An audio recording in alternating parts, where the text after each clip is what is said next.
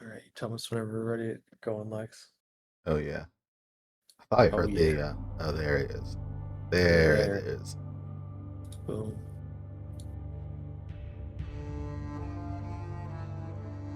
Nice. All right. Whew, we're back. After a little break, we had a lot of people get sick intermittently. I think each one of us maybe a little bit. A couple many journeys were taken by each of us, but we have returned. We're here to play some more orcs, and I'm very excited to get back into the final book of our story, Book 3. I want to tell you the title, but that might be a spoiler. I'll tell you after. But yes, we're back. This is session 39. We're going pretty far. Let's see. Don't forget to everyone gets let's see, your 2 hero points. They may come in handy. But the orcs have returned to Urgir after their little adventure with the Shawan tea. Would anyone like to give us like a brief recap? I think I got to give you something special if you do one that's like a month later. Let's have it be. Let's do something crazy. Let's do like a red token, and the red token will let you upgrade your success.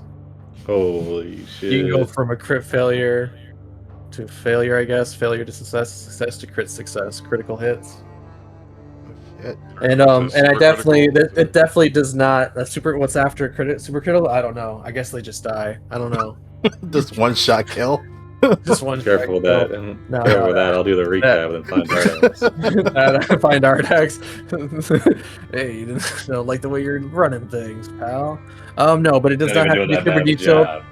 It doesn't have to be super detailed. Just hit us with some bullet points about how we're back to our gear, what we did last time. Oh my god. Oh shit. He's back in it.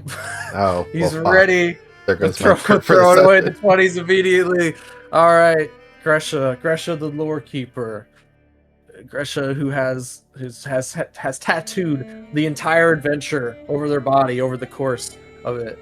Gresha, what are some bullet points we had last time? It doesn't have to be super detailed, but I appreciate you throwing it out there.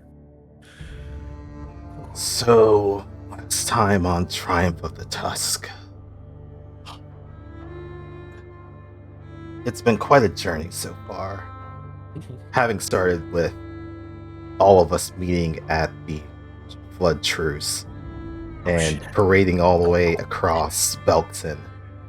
Now to actually deal with the situation in the Shade Fields and the Shawanti. We were enlisted to help them calm the ancestor storm that was raging over their territory. And we were successful in that, having delved into the underlying spirits that was powering the storm and convincing her to essentially be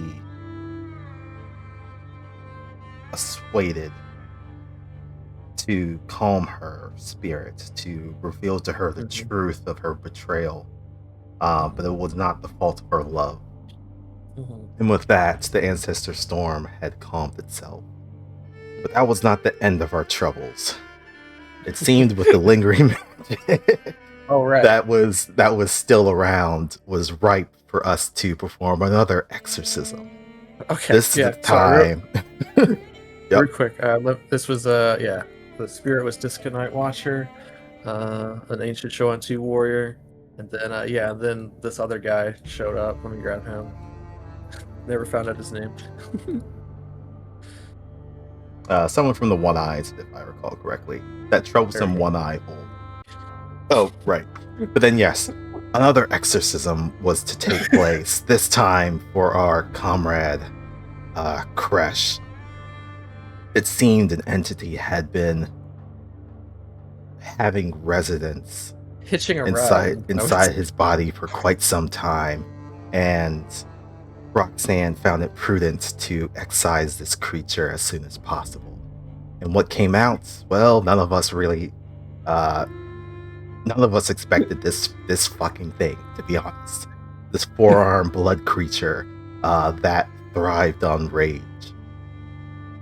But with having gone through multiple battles and with the last of our strengths, we were able to overcome this creature and to purge it out of Kresh once and for all, restoring his mind and or at least refining his battle lust into something more, something less rageful. In either case, we were able to fulfill our task with the Shuanti. We rested at their camp for the next few days before we needed to head back to Urgir to inform Ardax of our, multiple adventures. Going to Blisterwell, then going to the Forge, then the Shuantis, and then now back to the capital city. Securing multiple allies for Ardax's coalition. Mm-hmm. I feel like we did pretty good. Yeah. And deserve some rest. Absolutely. That's like two allies and a bonus ally. Like, crazy. Unexpected ally. Unexpected for sure. Oh yeah. 100%. Thank you so much, Krisha. And yeah, now that the Orcs, the ORCS, have returned to Urgir, informed upon your arrival that in a week's time there will be another war council to decide the fate of the traitors and how they're going to deal with this latest threat. This mother of all the ancestor storms thus far. So thank you very much. We also have a roleplay question. Anyone else would like to answer this one? This one's not as cool as a red token where you can upgrade your success. Let's see. That's just an extra hero point. The question this week for session 39 is, if you'd like to answer it, what's something your character pretends to like, just to fit in?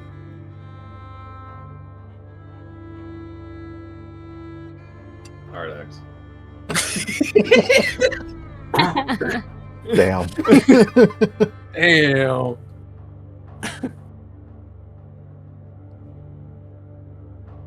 Alright, well, I mean, roll it if you got it. I don't know.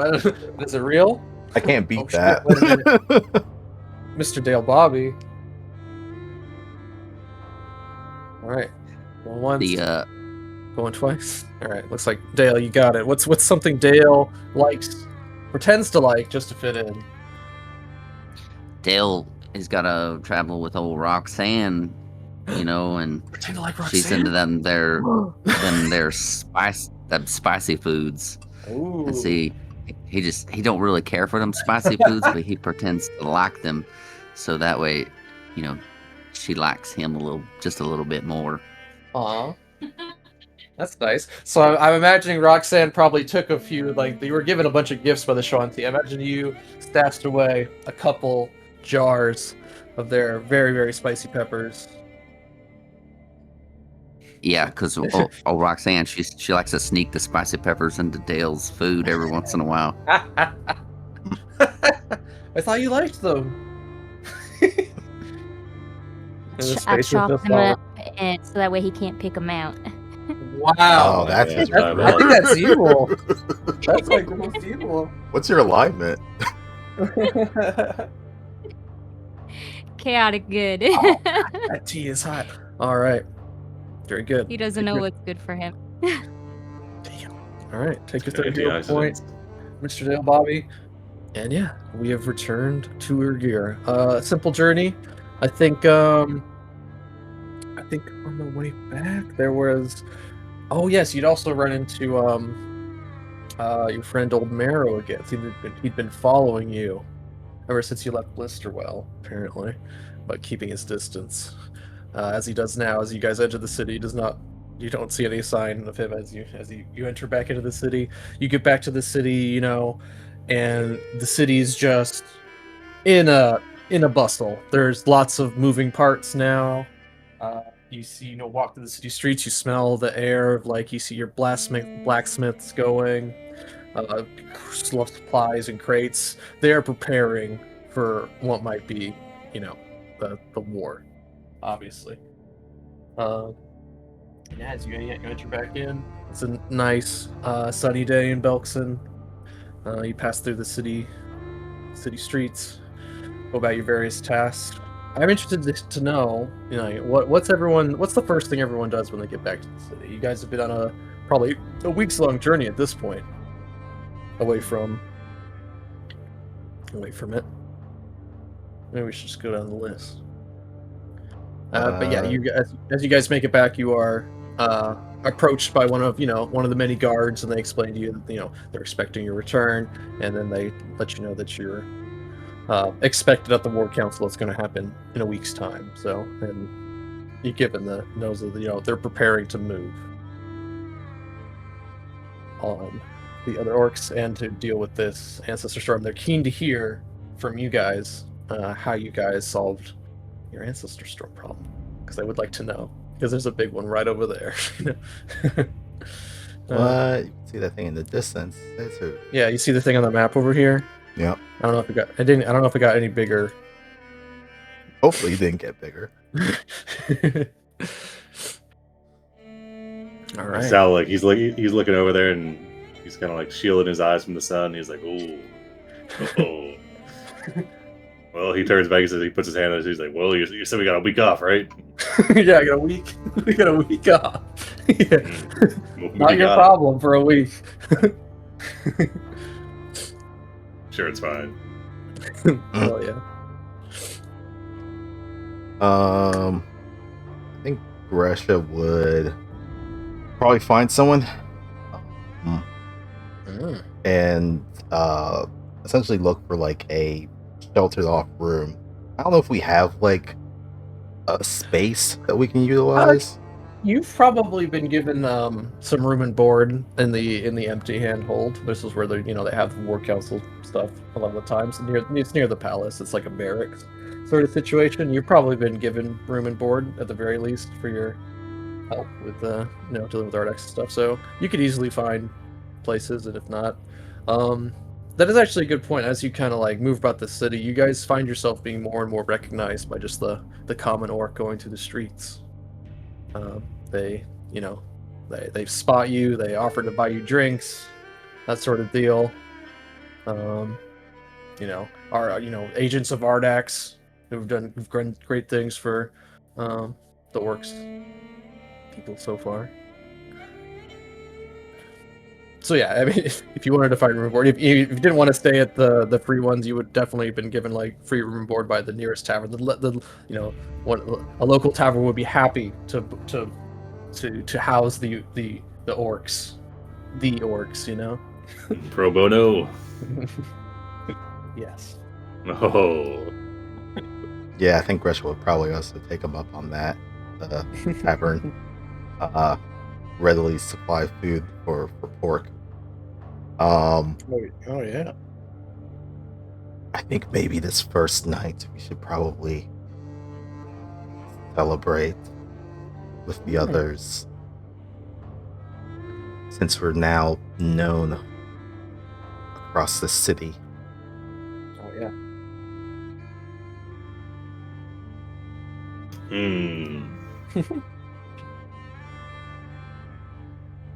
That's what you guys. I'm just curious. We could, you just go into like a little bit of downtime if you wanted to. I was curious what your guys' first thing that you guys get up to when you're back to the city. Yeah, I think that's the first night that Gresha does, is just kind of relax and attempt to make merry with other people around, just to ingratiate herself. And then for the rest of the week, she's pretty much just holed up in her room. Yeah, you recognize. Yeah, for Gresha specifically, you find a lot of people coming up to you and asking about like what new additions you've made to your storied skin, the tattoos that chronicle your journey through all this. Oh yeah, definitely. Especially your friend, the tattoo artist that runs the what is it? What is the name? Dura Starseeker.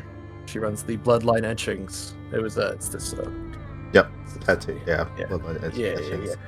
Yeah, her storied skin would now include some of the major beats from Blisterwell and the Foundry, and then also the smaller part with us getting involved with the Shawanti. So very small part. You know? I mean, don't want to overhype them a little bit, but maybe I mean they're not all orcs, but I mean they're not bad, I guess. Not that bad. But yeah. First night she'd probably be doing that, and then second night she has a list of things that she'd start working on. One of which would be putting the research and notes that she's gotten so far together, so it's at least presentable. Making a PowerPoint for the war group. Hell yeah! Pretty much. Training pork, eating pork, all that stuff, and then she probably would have informed someone that she had sent a message. Pork's getting big. He is getting big. He's getting bigger, and I'll get to that much later in the week. But he's definitely becoming a growing boy, so that's why going to the tavern was probably the better choice, where there'd be a lot more other foods that he's looking for. Little stables? Oh yeah. And then she probably would have informed someone that there might have been something in those treats that the storm screamers gave you. I don't know. About him getting bigger with those treats. Yeah, something definitely something magical about that. A little bit of magic. But then she also would have informed someone that she had sent a message to Gutspear and maybe expecting something at some point. But then yeah, she just holds up in the room and is just working on stuff for the rest of the week. Okay. Of note, you actually get a magical message or a sending from an old colleague. You would recognize it as Anton Kovost, sort of your mentor in the magical arts. He says that he is in the city, having been summoned by Ardax to assist in this latest Ancestor Storm business. Oh. And he would want to meet with you again to kind of see how you're doing, how you're training, how you've improved in your magic capabilities. Yeah, sorry to remember this guy. Yeah, she would tell him of where she's staying in the city. So if he wanted to meet up and they can kind of trade notes and stuff like that, then more than welcome. He's very keen to learn about what you've experienced with the Ancestor Storms. Is it? And he's sort of like a traveling wizard, sort of that he kind of goes to the places he's needed, sort of in that way. And there's been a call out from specifically like the Pathfinder Society, and you'll learn a lot more about this when you get back to the things that have kind of transpired and all the new allies coming in that you've also helped with. When we actually do the War Council, go through and like see what's been going on in other parts of the in Belkzen and abroad that you are not privy to yet. Okay, but yeah, it'd be good to catch up. You guys meet up and have like a a nice dinner, as far as orc food. And yeah, you guys trade stuff. He's very keen to hear what you have to say. All right, so that's what Gresha gets up to. What the rest do you do?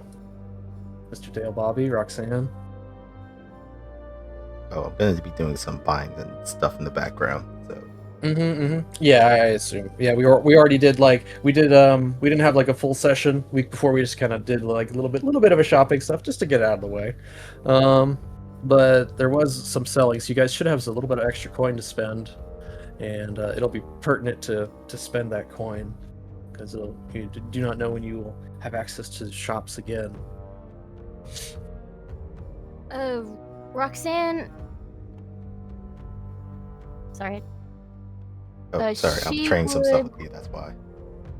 Oh. She would have tried to look for Tomas and seen that he was no longer there. And oh yes, he had packed up his shop apparently running out of materials to make potions with, or maybe he only had a certain supply when he came with him to Belkzen. But yeah, he left you a note thanking you for your patronage, and then he also left you a small gift of a small chest with some potions in it. And I believe we already talked about that. We handed those out already. Yep. But, yeah. And then I don't know. We've been traveling a long time with the group, and I think Roxanne would like to get maybe a little date night with Dale while we're out in the big city, and enjoy some quality time, since things seem like they're spicing up, and might not get that chance again.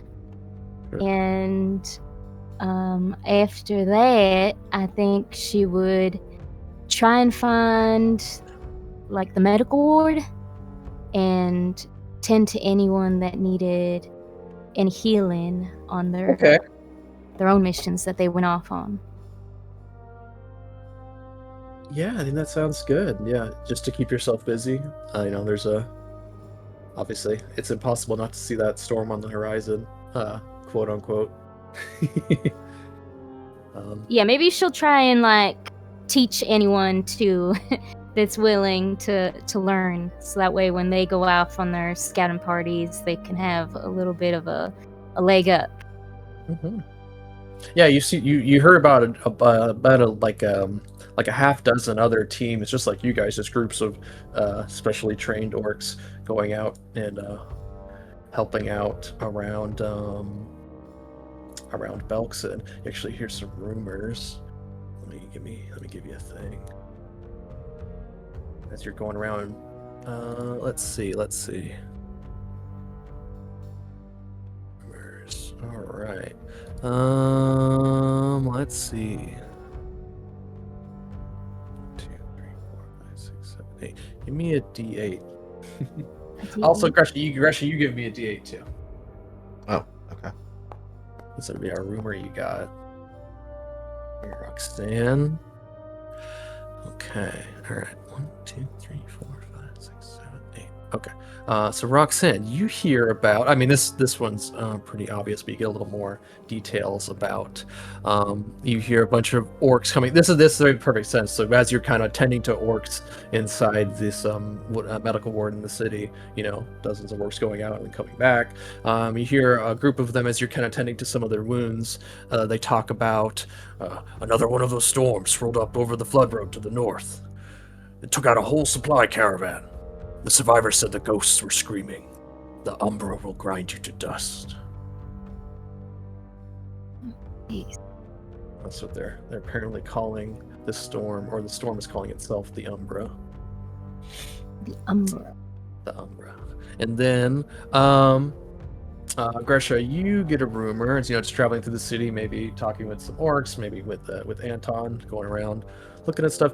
You hear some more of the orcs talking about, somewhere near more the military side of things, that they just got a shipment of weapons from Blisterwell. Glad they're our allies. Those blades hold an edge like no other. I think Gresha smirks at that one. Mm-hmm. Guess so. Would be proud. All right. Mm-hmm. Also, at the medical sort of, when you're going around to the city, probably going to wherever you're needed, you also run into an old acquaintance. Let's see. You run into Kestrel. Kestrel. And she's very happy to see you. She tries to, give you a hug. She remembers, from the Torrent moot. An elf, they're strange, features and eyes and shining armor. She's also in that thing tending to wounds. She's doing very paladin things, laying on hands, that sort of deal. And she greets you and just wants to catch up with you. She's very excited to see you again. Yeah, I'll tell her about all of the adventures, and then also thank her again for my staff of healing. It's come in great handy. Mm-hmm. What do you got going on here? Yeah, she lets you know that she's gotten. Hold on. I wrote it down. Yeah, she's returned and brought a score of paladins and clerics from the Knights of Lastwall. She's been granted permission by the Watcher Lord Ulthin II. The orcs here, she explained to him, to the Lord, that the orcs here share the very characteristics that she and her fellow paladins try to embody every day, but in this place that no one had ever expected to see. So Wow. The outside world is in that context. Outside world is like seeing that this is the start of maybe a new Belkzen, and so she's been granted permission. She's brought so a whole score of paladins to form up the ranks with Ardax's coalition here, the new army, and you guys will have more support against the undead. They all look so official that I suddenly feel underdressed. Yeah. No, they're all fucking bunch of fucking badasses, like fucking Warhammer, fucking Knights of that sort of thing. The Knights of Lastwall, pretty cool. Do they have anything that they can teach me? I hope so. Let's see. Yeah, they share with you the divine magic, from their goddess Sarenrae, from mostly. All right. Yeah, you guys can kind of go over as you work with her to tend to some wounds of some survivors from this recent storm.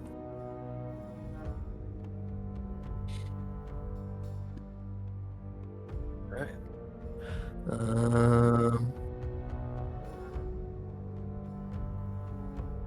All right, Mr. Dale Bobby, what do you get up to?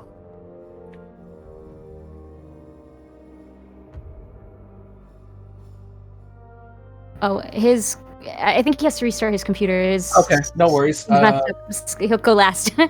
Okay, he'll go last. Yeah, no worries. You don't have to go at all if you don't want to.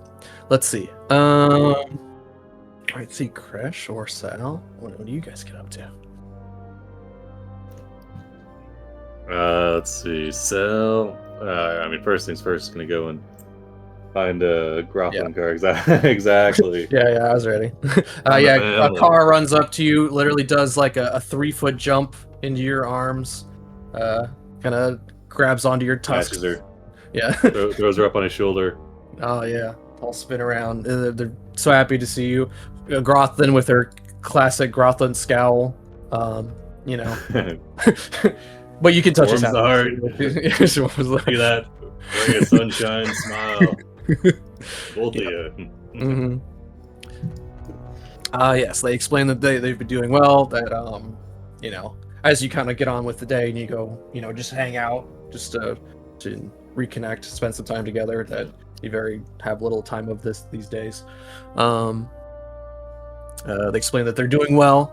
Grothlin is happy with you, that you're taking your responsibilities more seriously.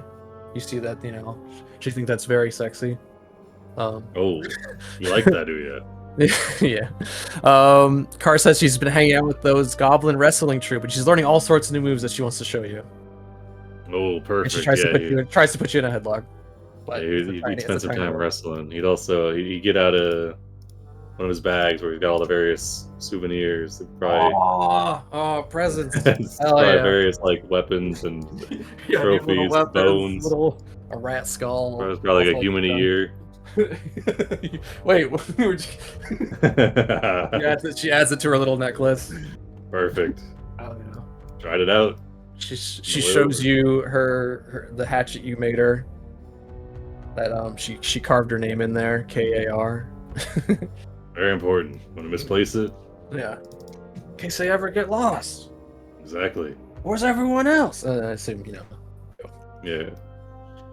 You would spend some quality time with the family, and then you take full advantage. They go to 3 or 4 different taverns with Sal, quote unquote, buying, and then he'd flag down and be like, "I'm one of the heroes of the hold. The leader of the Steel I'm Eaters. good with Ardax." Yeah, exactly. It'd be really good exposure. That really rolls off the tongue. What, leader of the Steel Eaters? Yeah. We could do a promotional event. Oh yeah, Yeah, you also get a message from, let's see, this will be during the week. You get a message from Darok and Azeld. They've made it to the city. They're here to help you represent the Steel Eaters at the council. They've been working night and day to produce a few war machines. So they have a handful with them, and firearms and war machines. Those were requested by Ardex. Those are here. They're ready to be, divvied out. There are many more on the way, but they brought a handful with them to show off. And they actually ask you, they ask you about some new designs that they want you to approve. So this one needs more spikes. This one, a couple more axes. Make the flames bigger. Can this one explode? Yep. Self-destruct button, very important. You're just gonna roll it down a hill. Last thing you want to do is be the guy caught on the battlefield without a self-destruct. Then what are you gonna do? Steel Eaters never miss a deadline. Push those. These checks on their upcoming orders. Push those back. Let them know. Supply chain shortages. What are we gonna do? That's not on us. Yeah. So they come and greet you. They've had some places in the city. Yeah. Derek, my boy, I haven't been hanging out with any dwarves again, have you? He tries to grill him. Yeah, he's make it extra awkward. Yeah, he gets a sad expression. He's like, "Oh, I told you weren't gonna bring that up, especially not Ardax. I hope." What? Oh no! Water under the bridge. We'll force a beer in his hand. All right. Why don't you go ahead and give me a D8 too? See what rumors you pick up while you're D8 hanging out. Let's see. Hopefully we don't get a 6. repeat. Hell yeah. Okay. Let's see. You hear about 1, 2, 3, 4, 5, 6. Oh, okay. So you hear about from another hold of orcs, since you guys are related to us, you would have heard of these guys before. They haven't been seen in a while, but there's a hold called Death Tower, and their skirmishers and their skeletons keep popping up out of the mountains to attack. But so far, we've crushed them every time. They're skeletons, and so they're all dead, or the only ones showing up are dead ones. No. So they're some necromancers. Oh, so these orcs worshipped the old god Zagreus. So you would know. Let's see it. Hate those guys. Yeah, their Death Tower hold. They used to be known as the Defiled Corpse Tribe. There's Zagreus worshipping. They're one of the most dangerous orc tribes in the hold of Belkzen. They delight in torturing captives, but often they torture themselves as a sign of endurance and devotion to their now dead god. So, they do throw a mean raid, but you gotta leave before they bring that. Once they bring the bodies out, you should have left 15 minutes ago. I'm telling you. Yeah. You don't want to see the things they're doing with those. Yeah. So yes, they've seen them come down from the mountains. You would assume probably near the Screamers camp, the Storm Tower, that sort of thing, near on the Tusk Mountain side. They're probably having a great time near the ancestor. Yeah, the ancestor storm. Yeah. All right. Very cool.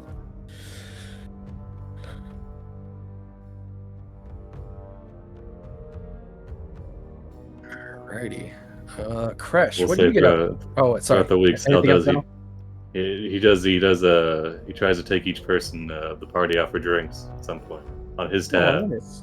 Oh. And then he winds and he tries to wheedle to get people to pay for it. Yeah, that's not gonna work with me, Sal. I know you too well. You get a hairy eyeball. Hey, me. I'm always good for it. You are going to be. The bar. He's like, "This is me. This is Sal and Gresha. We're here as the hold. Oh my god! You're the orcs. We're the orcs. Yeah, Kulagra's there too, and he's like, "Yeah, we're the orcs." And I drive their cart. Exactly. Very important. I hold on to all their stuff. They collect so much garbage. Let me tell you. Let me think about all the garbage these guys pick up, and I have to find some way to fucking make it fit on the cart. Sal's pointing at the menu, like, let me get that. 2 of those.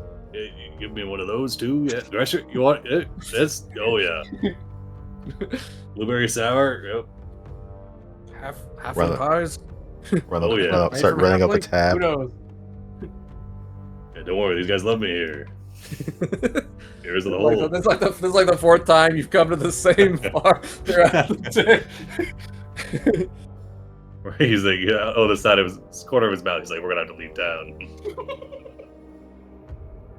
I hope Arnox has a new mission for us soon. We're gonna have to get the heck out of here. I owe so much money, Gresha. Oh god.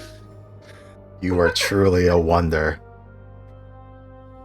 Cars in the corner got a little meat pie cupcake. It's her birthday, you know. Yeah, true. Every time they come in, it sounds like Got a little candle, little Got you know, the- like those little cupcake. she's got the sombrero on. Yeah. Yeah. Aurochs hide sombrero. Just Dangling. change her appearance slightly so she looks like a different kid each time. Kids eat free, Gresha. Especially the kids of famous adventurers. Exactly. Takes me back to my youth. Hell yeah! All right, That's all I Mr. got. Dale Bobby, are you back? You want to say kind of what you get up to? You want Kresh to go first, or Kresh? Do you want to jump in? I'm back, but Crush can go if he wants. I don't mind. Kresh? Yeah, Hello? Crush hasn't been up to too Oh, hey. much. Okay. I'd say Crush. You know, he are the goblin are my goblins still around? Yes, they are. They're still in town. Yeah. They're you go find Droop and his goblin troop. You find out from them they're still performing for the orcs. They, keeping spirits high as, the orcs prepared for a war. And they've been making a killing off of reenacting the stories you come back and tell you. So they're eager to hear about new stories that they're going to work into their act. You also run into a new goblin that you haven't seen before. He's very excited to meet you. Okay, all right. I'm excited to meet him. 1 second, let me find him. Here we go.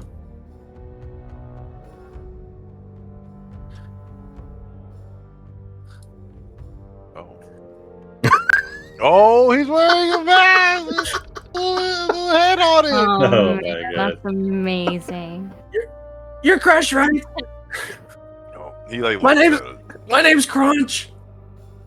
I'm your biggest fan. Oh shit. Oh my god. I play you in the act. Your name is Crunch. Crunch. Oh yeah, I guess he takes like a seat. And, like, I like your hat. I like your.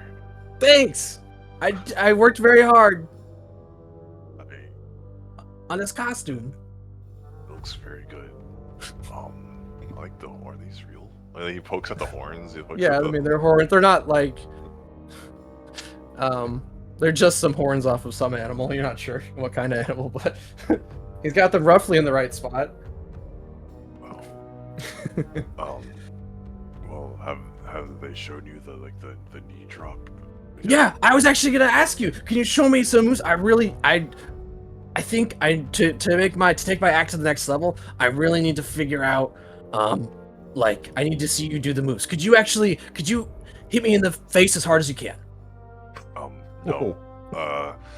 Not as hard. Please. Don't worry, I'm a goblin. I'm one of those She bouncy really wants goblins. I'm just gonna bounce off the wall. Don't worry about it. Sure. He gives him like a punch in like the chest, like not a really hard like a quarter strength Quarter strength. Why don't you give me a roll and see how. Roll damage and divide by 4. Or you could just say you hit him. I mean, you... Yeah, I don't know. 5 damage. Oh, can you show me the famous suplex? This he picks him up like Yeah, he's kind of squeaks like a little dog toy when you pick him like up. a dog toy, like Oh like my this gosh. number, like this and he Okay. picks him up. He goes over his head and he's like playing like He does like the whole like backwards suplex. Okay. You gotta All hold right. him like this, you know. You gotta make sure. Oh yeah, I remember this. This is so exciting. This is the best day of my life. As you suplex him into the ground, and then he's just out Oh, like a light, yeah. and he stays there on the ground for a very uncomfortable amount of time. Gee, okay. Like he like slaps him a bit. Like, You see Droop come over. No, Is that- like he picks him up. It's like, oh, he's The a other little goblin? tired. He's a little tired. Oh, I'm gonna. About the weak as a bird is this kid? Where are his parents? Where are his? Goblins don't have parents. What are you talking about? Where do they come from? Where do they come from? Where do goblins come from? Goblins don't have parents. That's a bad bit. Racist, I think, towards goblins. I didn't say it. Was it me? I don't know who I'm. I'm no one in this story. Anyway. Yeah, Droop comes over. It's like, yo, worry, Crash. He's very excited to meet you. He'll be okay. We'll take care of him. I didn't like mess him up, did I? I appreciate it. He was so excited. I think you really made his day, or his week, or his life, really. He doesn't have much going for him. But he was really excited when you made that costume. He was very excited to meet you. I liked it. Thank you. Here, he's Crush like wiggles off like his tail, like he like snaps it off, and he and he like signs it, and it's It grows back in the day, so why not? Fuck yeah, dude. That's not weird at all. That's awesome. Yeah, he's gonna add it to his costume, dude. Oh yeah. Droop will take it. He's like, wow. Make sure he gets this. You know, the world. I think the world would be a better place if there were more people like you, Crash. No, flatter me. Anyway, do you want to see our latest performance? I like to. I mean, he's gonna take. I'm gonna make him take a break. He's not gonna be in it, but I'll show you some of the cool moves we come up with. All right, you hang out with the goblins. Watch their latest performance. Yeah, and then they definitely quiz you about, you know, the adventures you've been on recently, and they take some notes from you. You see Crunch just holding your tail. It's like drool coming out of his mouth. Yeah. Over on some kind of inside. You know, they have like the little mobile goblin wagon, so he's just like on top of it, taking a nap. Yeah, I guess. Have you heard? Is the word through the Goblin Vine? You guys, anything new? Oh yeah, we hear stuff from the Orcs all the time. You went to Bristerwell and helped him take out some really bad. Well, I mean, it's not my opinion, but he took out I don't know what his name was. It was Folier. But yeah, they did some weird necromancy. That stuff's all bad. Magic's all bad. It's all bad. Yeah. Don't like it. Don't like it. Do you guys need help with anything, or? More like, you guys need help from us. I mean, we're just hanging out. We're doing everything we can to keep these orc spirits very high, but yeah, no, it's if you need anything from us, Scratch, you just let us know, okay? Yeah, right. How do I do that? Just find you here, or does we have like a pigeon? Or a pigeon? Yeah, I got it. We got a couple pigeons. He goes to his goblin wagon and pulls out a pigeon and hands it to you. It coos softly. Oh, okay. Yeah. Take this. I think Roxanne will like this. Thank you. You're holding a pigeon. Yeah, it's like I hope it's in like a little cage or something. No, like, he just handed you a full pigeon. You're just grasping this bird with your open hand. Okay. Does it like fly home if I like let it go, or? Yeah, it'll fly all right. Fly here? He kind of puts his finger on his chin. I don't know.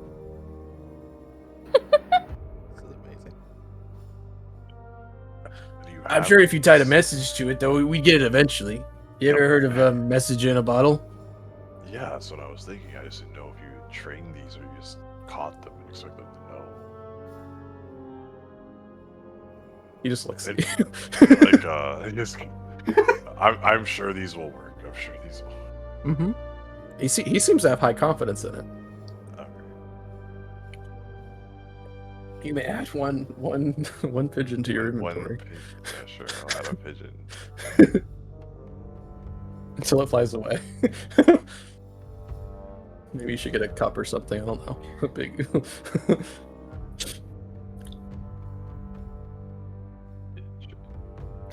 All right. Okay.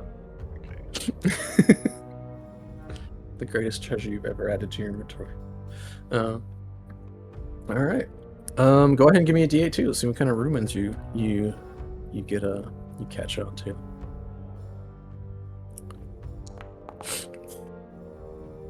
Hell yeah. Okay. Yeah, thank goodness you've all rolled different ones. I'm just going through them now. Okay. You hear about the reason you hear about it is the goblins say they would love to perform here. You hear about an old stronghold that has recently been under construction after another team of Ardax's agents secured it and sealed a portal to the Shadow Plane. Those guys sound like badass. A rogue portal.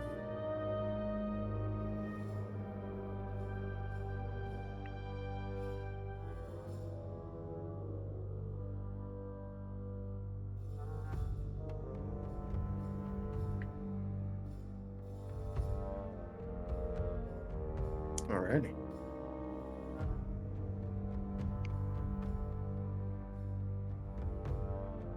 Let's see. Okay, Mr. Dale Bobby, what do you get up to? Dale will spend a fair amount of time like cleaning his pistols like really well and kind of talking to them, talking about like the things that have gone on, like what they're gonna have to look forward to in the Yeah, in it's the sort of like future. your way you kind of journal. Yeah, he's like pep talking his guns and stuff like that, and he's like, I think it's about time we gave this old fella a name, and he'll pull his coat pistol out of his pocket or his Little sleeve, derringer, yeah. and he's like, I think this we're gonna call him Doc. Oh shit, the doctor. And Okay. he'll clean that and he'll load it with a life round. Mm-hmm. Oh, love it. Old Doc Holliday here, he might have to get involved with something. So I'm your in case we need to. Huckleberry. He'll clean them and he'll get to walking around town with Roxanne and take Roxanne out, Little date night, yeah. spend some time with her and kind of steel himself for what he knows is about to eventually happen. At some point he's going to have to deal with it's hard not Jonas and Jonas, and then also you look out. It's hard not to see it. It's just a blot in the sky, this storm that's on the horizon. So it just takes a lot of like self-reflection time and thinking about, visualizing what he's going to have to do and, preparing himself.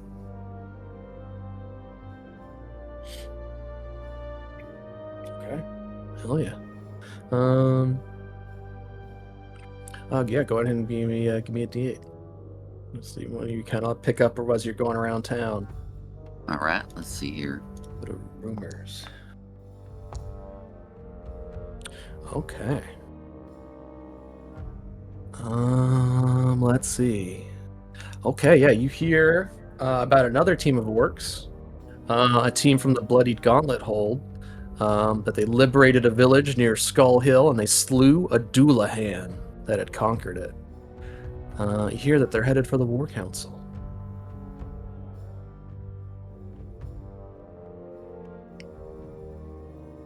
I'd also like to spend some time with Junkbot Oh, as well. he's Just looking kind a of little rough on the edges. Been a minute. See you. looking him over, polishing him up a little bit here and there. Some upgrades, some scraps in a laboratory. He built this in a cave. Anyway. Yeah. You head over to the junkyard. Get some more to upgrade his junk.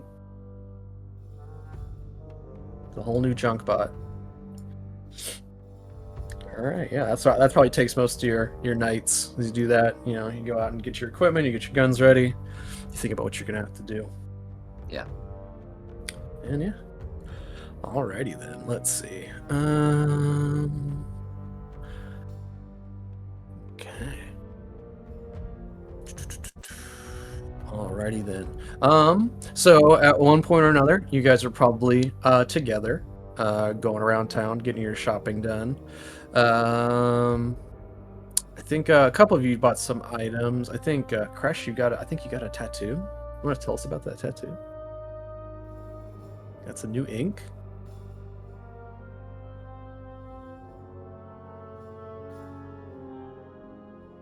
Crash?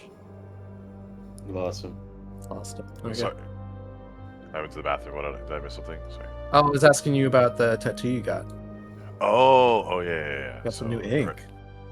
Crash, he's like, hey guys, I got a new tattoo. It's like he has like some cool designs over his chest and his like heart area. Let's see if I could. What about? Is it cool? Yeah. So the cool thing about these ones is they are made so it's scars. They take the scars that you've accumulated and they make it into some new art. And orcs are all about that. Yeah, they used I got hit by that one ghoul or something. I got like stabbed multiple times. Oh yeah. So it looks like a heart, you said? Yeah, it looks like a heart, and it looks like a bunch of like barbed wire and Barbed wire heart, hell yeah, with some chains. some electric motifs. yeah. Where is it on you? It's on his like chest, like on his heart area. Yeah. It's in his butt. It's in his butt, but it restarts his heart. No, definitely. No, it's very cool. Yeah, you get a lot of praise for it, especially from the other orcs. Seeing a non-orc like you. Well, in all visually, you're a half orc inside in your blood. You get a lot of praise from the orcs because it's a very big part of their culture is tattoos. So you get a lot of you feel a lot more welcomed in the kind of this group, or in general, as you kind of travel around the orc city of Hergir. They they're like, don't worry, every scar can be a new tattoo. You should wear them with pride. That's very nice, Crash. He does good work. I like it. And I don't know what it does, but it looks cool.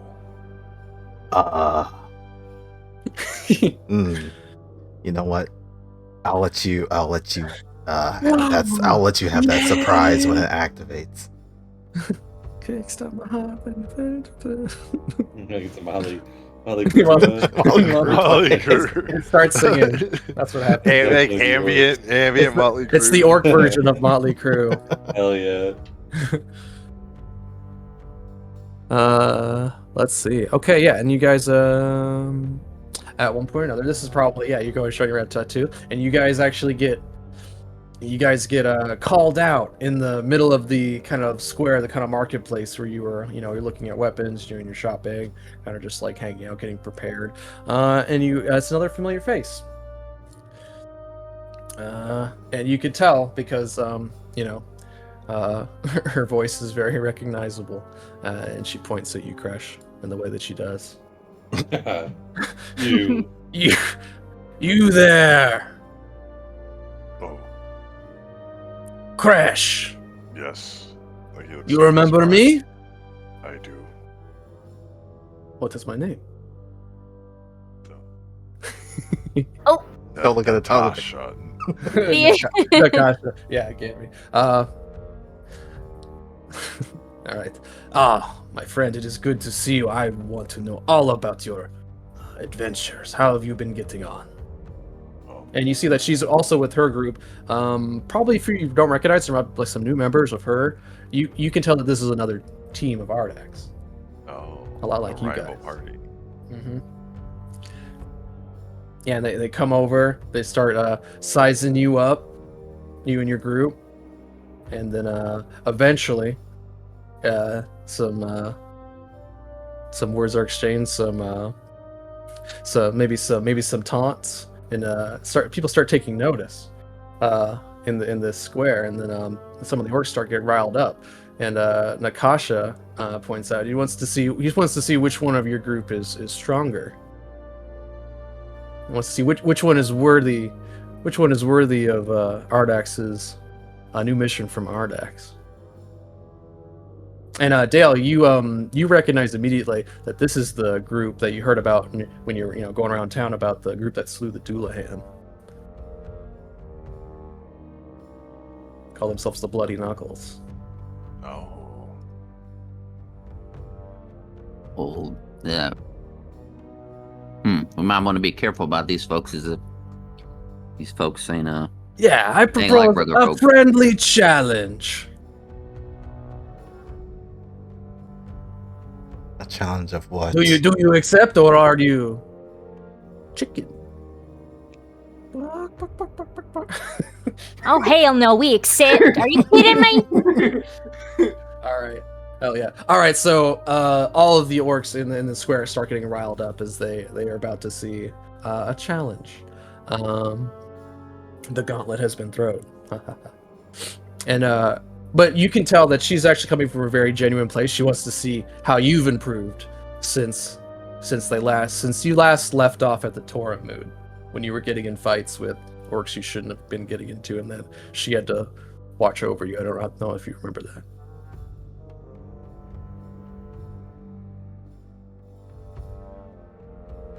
Show me what your time in Belkzen has brought out in you, friend. Okay, I'll bring you guys to this map.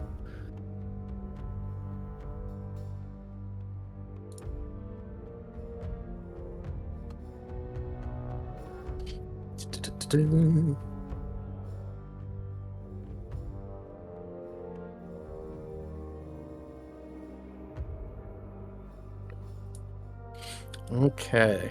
Yeah, bring you guys to this map.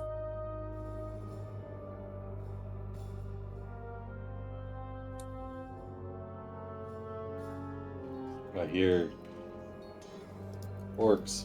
Orcs. Yes. Many orcs. Banging on something. Oh, where's Crunch? Why are these goblins? These goblins are like squished. What the hell happened? Kaida. Yeah, you see a number. You see a number amongst their group. Let's see. Probably the only one you recognize would probably be her. She's clearly the leader of her group, the Bloody Knuckles. You probably recognize only Tregath. I think he was the only one at the Torrent Mood as well, but maybe you probably guys didn't speak. He doesn't talk much. But then you see the other group behind him. You see, let's just be a human woman with long blue hair. You see another orc woman. You see maybe like two monks, like a full orc monk, and then probably like another Dromar monk.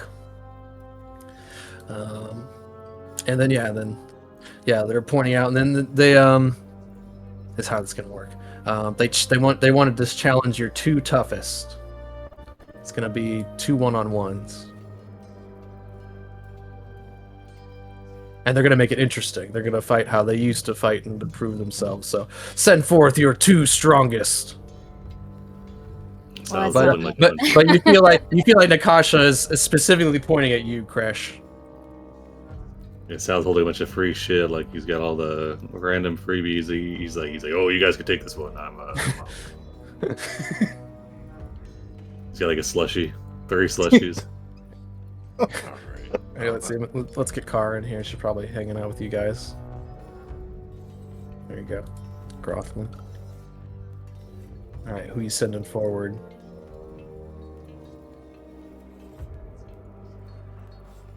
Yeah, I mean, there's like a new beat ups opened up down the street. We might go check that out. Gresha looks at Dale. You want this one? I mean, I don't like getting hit in the face, but I'll give it a shot, I guess. I mean, I get hit in the face all the time. I can take it if you want. You know what? I'll do it. Why not? All right. All right, so it's going to be Dale. You're going to be fighting Treygath here, and Crash, you're going to be fighting Nakasha. And we're going to make this a little interesting.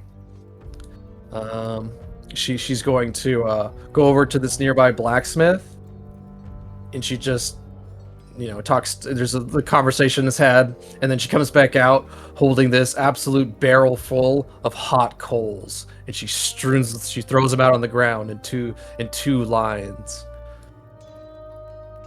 When you enter, you may not leave. If it gets too hot for your feet, you lose. You must forfeit.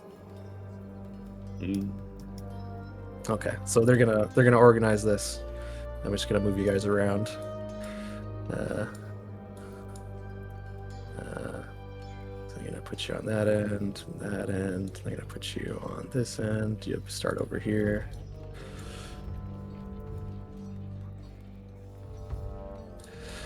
Okay, and then yeah.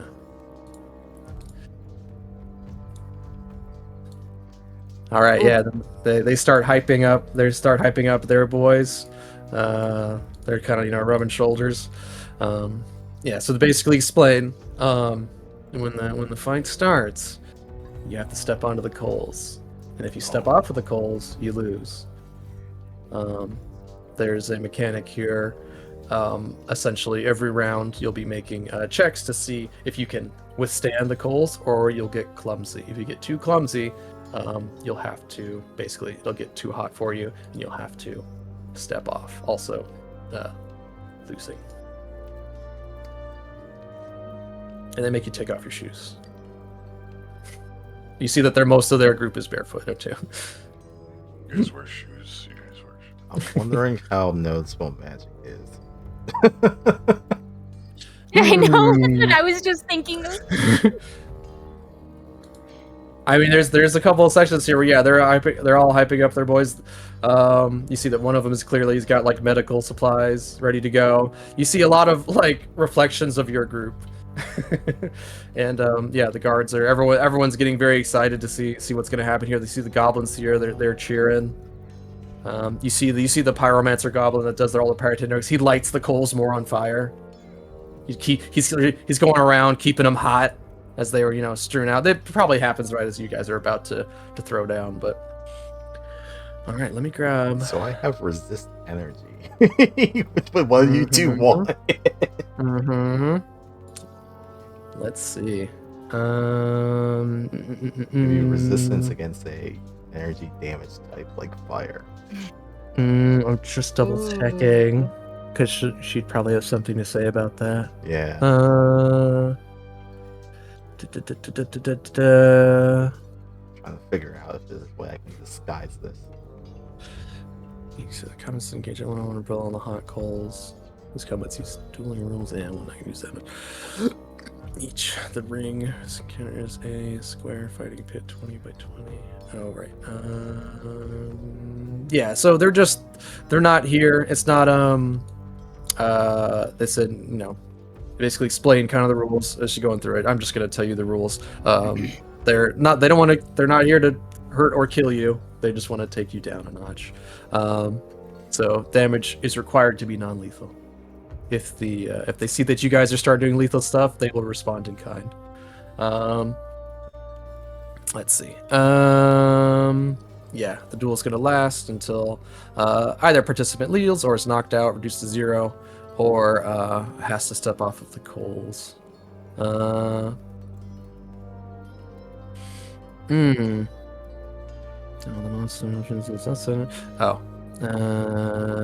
there are rules for if you're not directly participating in the fight. You get some actions you can take. Okay. Okay. It's clumsy. Reaches Finny if they fall prone. Yep. Yeah, Nakasha challenges the highest strength, so that's Crash.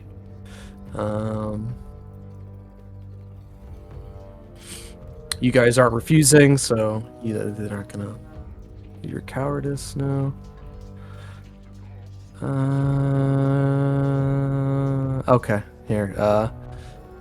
So yeah, they do have some words. If creatures who use magical protection against fire, equipping equipment that prevents fire damage or fly to avoid the coals also forfeit. Though natural resistance are disqualifiers. So if you were naturally resistant to fire, they wouldn't care. Yeah, I figured. Yeah.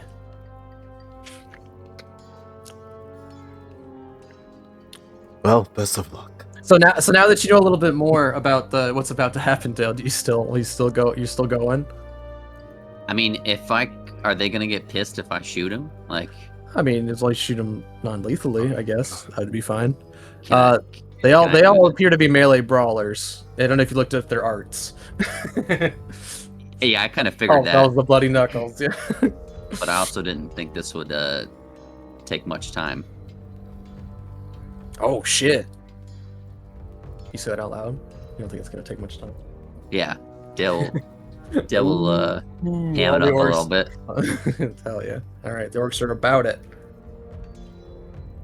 Darling, are you sure you want to do this? Because I think if you unleash Jezebel on them, you're gonna just outright kill them. They're not gonna be able to handle her.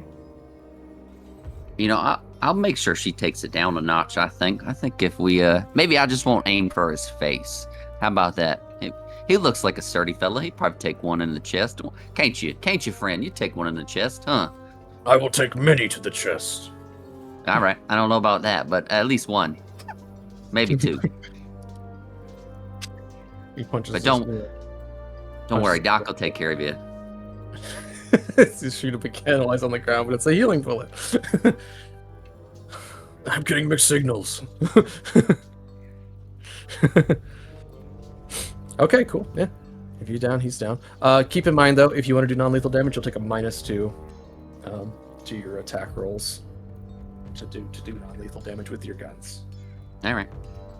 But you got a crazy attack bonus that just like brings you in line with everyone else. All right, so yeah, everyone starts getting very excited, and I'm just gonna grab you guys, and we'll roll into initiative.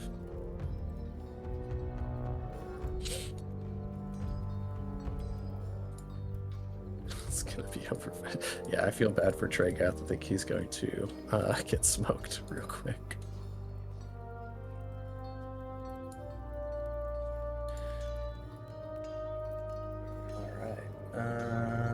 We got that. We'll get this going.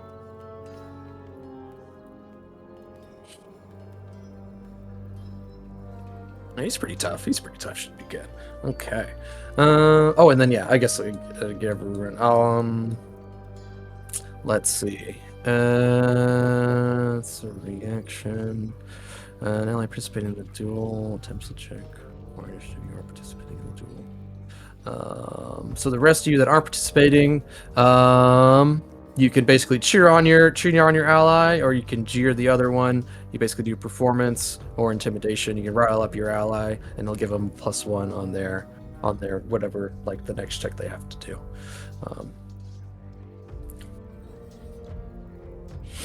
And then you could also warn your.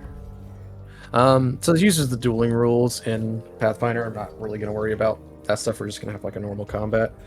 And normal dueling rules, like you're re-rolling initiative like every round to see who kind of wins that round. I'm not all set up to do that. But yeah.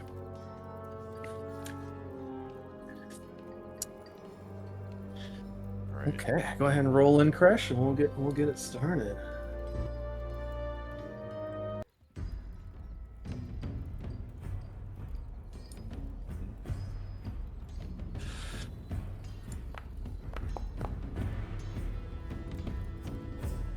Getting cold feet already, I see. Don't worry, your feet will heat up pretty quickly. All right.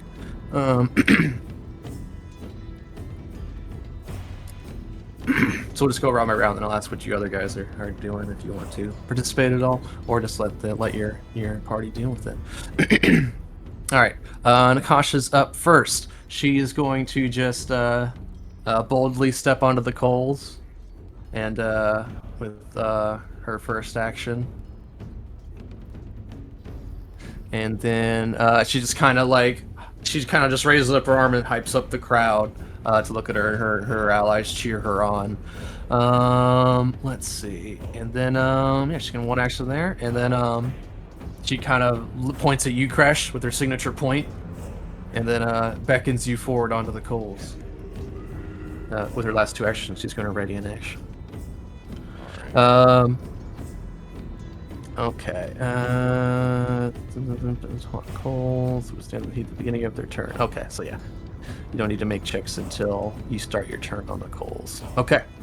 Crash. All right. Crush will move here. Okay. And he'll target her. When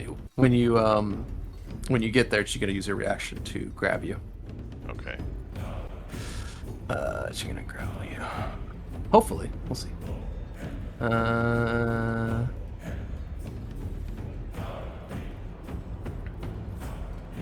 a lot of effects. I'm grabbed. All right, so you come up, and then she's very quick, and wraps her arms. She test of strength style. You both run up onto the coals, and you both are locked hands. Okay. I would like to shove her. Okay. Right there. Shove. Actually, wait. Let me make sure I understand how raging works, since is it like a status? Yeah, you'll spend an action to start raging.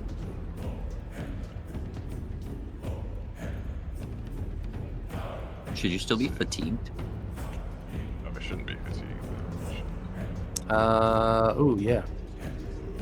Man, you gotta have that. Remember that. Oh, rage. Okay, there.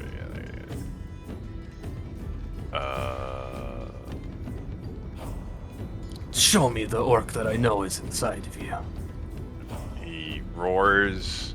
Yeah, he rages. And So 1 action run onto the coal, 2nd action rage, last action. I shove. Shove. All right.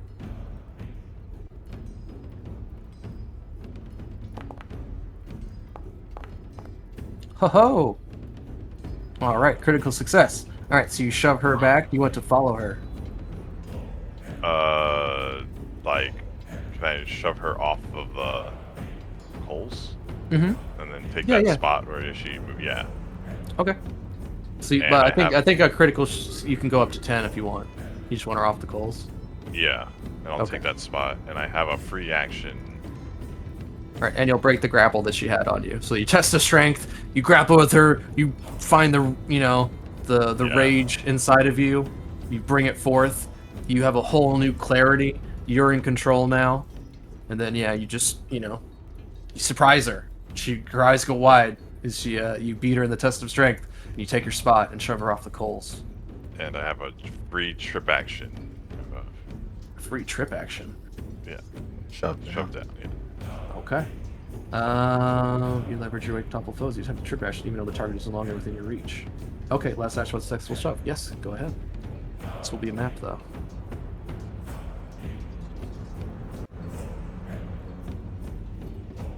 You're no longer grabbed.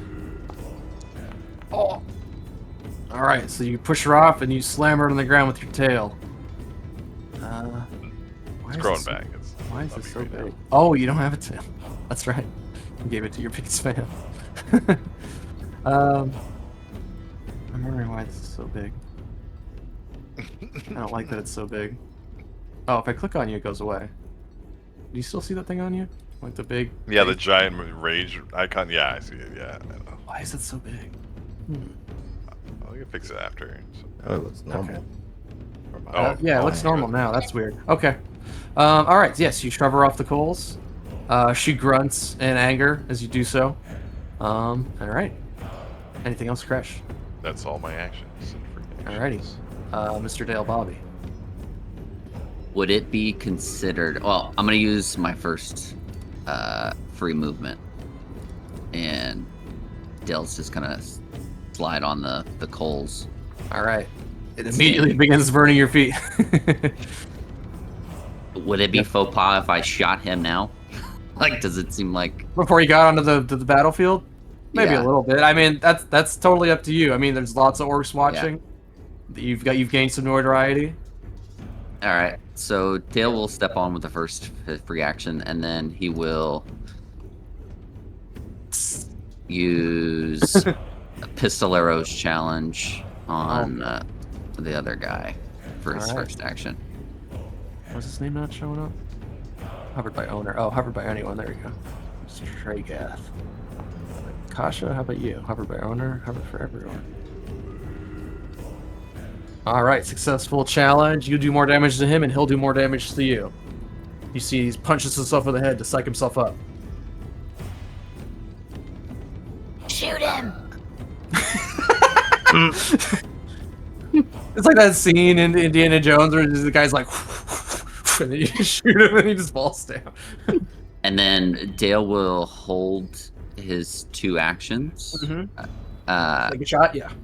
to take a shot with Jezebel the second he steps on. So like Dale will basically like it's a duel. Dale will put his hands Shit, on the pistol? next to his pistols, and then he'll look at him and he'll challenge him and say, "Look here, friend.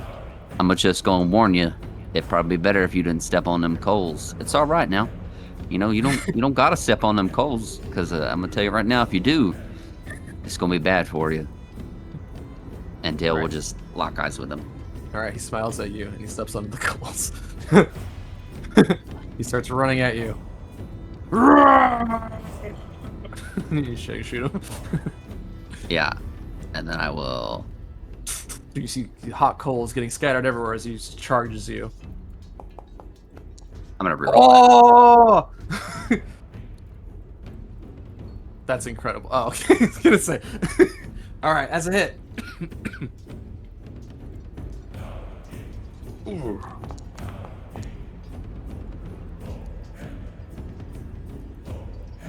All right, he takes it. Takes it in the shoulders. He continues to charge you. All right, there's one action to charge up to there. Second action. Let's see. Do you have a special move, friend? You guys gotta have special moves. Okay. Is that? No, he's just gonna finish his run up to you. And he's gonna punch you in the face. It's last action.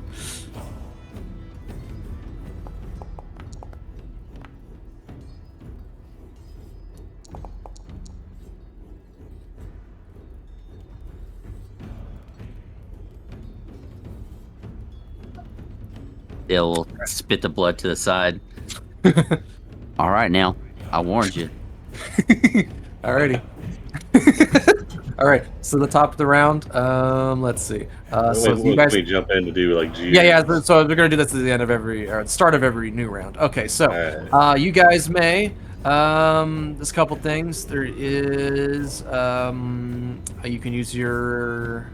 I guess this is normally combat, but I was gonna say we're only gonna do these at the start of each round. All right, so you can praise, you can hype someone up's fighting spirit, you can rile up your ally for combat, you can attempt intimidation or performance. On a success, the ally will gain a +1 bonus to melee strikes and athletics checks until the end of their turn, +2 on a critical success. You can also, if you don't like that, you can also just call out a warning to your ally to watch out.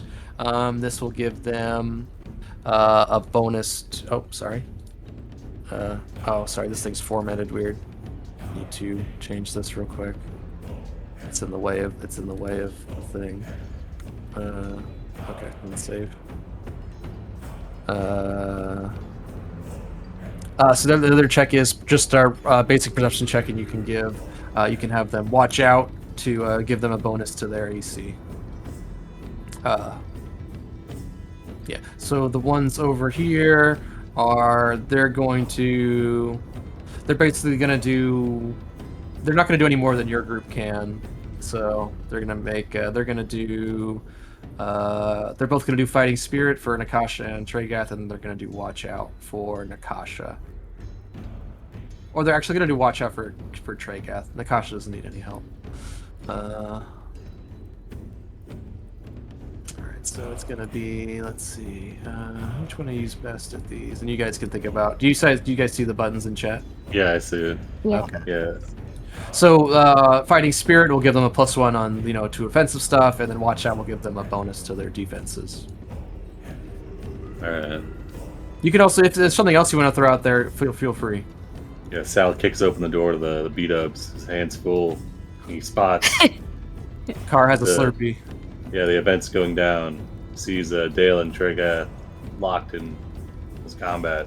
Yeah, you see Tregath run up and punch Dale in the face, nearly knock his head off. He says, "Hey, Tregath, he says, just you wait. Once Dale gets a couple of shots off, you're gonna have a couple more holes in you." Alright. Try to intimidate him. Alrighty. And Oh, yes, you could just do a demoralize if you wanted. Yeah, that'll totally... Absolutely. You see the camera zooms in, and Sal's got a really cool new belt. Oh, a new belt. It's called a Killer's Belt. Oh, shit. It's signed by... Hands. Yeah, yeah, sure. Got it signed by all his favorite killers. Big fan. Goddamn. There's that one orc from Lord of the Rings that running down the hobbits. That guy. One guy, the last guy, this guy actually shot the last arrow that killed Boromir. Right here. Oh, man. Oh, my God. He retired in Urgir after that. Oh, yeah. Oof. Love that guy. Alright, so Dale, you're gonna have a +1 bonus to your melee strikes and athletics checks. Unless you just want to demoralize him like normally. Sal, if you just want to do that, that's cool too. So all the same thing. Whichever. Okay, I'll just demoralize him then. Yeah, that works. Whichever is easier to keep track of. Yeah, I guess give him our frightened one. Alright, sounds good. Anything else you guys want to do the Fighting Spirit or tell him to watch out? Yeah. You can go. No, you first. This will all stat, by the way, too. Alright, I'll yell at Dale. Watch out for his right hook. It seems like he has a little bit of extra spikiness on that side. Extra spikes on his fists and his armor. Yeah, he's got spikes all over his right side. Alright, so that'll give you, Dale, give you a +1 to AC. I'm just gonna, we'll do cover. That'll be easier. They did not give me special effects for this. So we'll just map it out. Oh, you know what? Here we go. We got numbers. +1. Alright, so that gives you a +1 to your AC. And your, let's see, is it just your AC? AC and your saving throws. Okay. Gresha? I'll look at the fight that's happening with Crash and Nakasha. Mm-hmm. Good job, Crash. Keep it up. I'll do a perception. Watch out for when she gets up.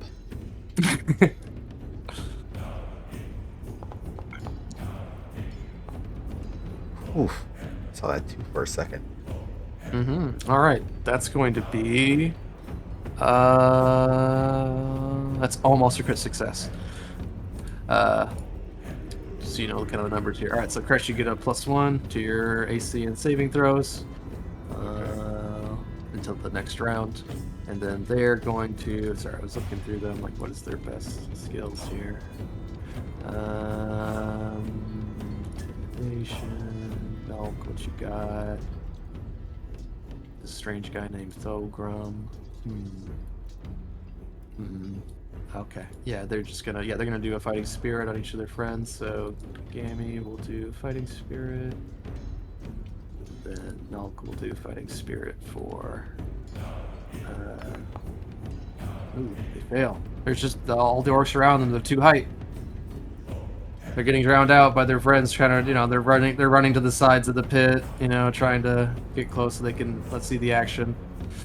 Let's see, and then all right. So that's 2 failures, and lastly, they're gonna do a watch out. I think probably. Yeah, Kaida's the best at that.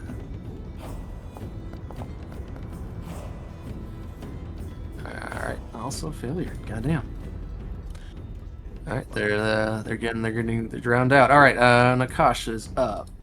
She's going to stand up. She's gonna look at you and smile, Crash. You see her tusks. She's gonna stand up. She's gonna step to here. And then she's gonna step back onto the coals. And she's going to, let's see, I think she's just going to,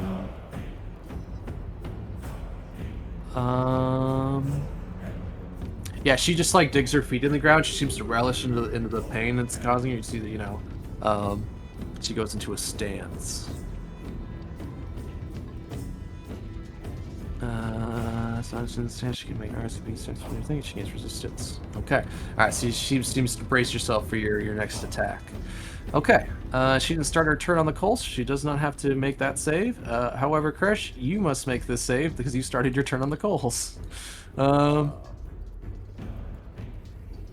Let's see. You must give me either an acrobatics or a fortitude save. Acrobatics, I guess. It's better.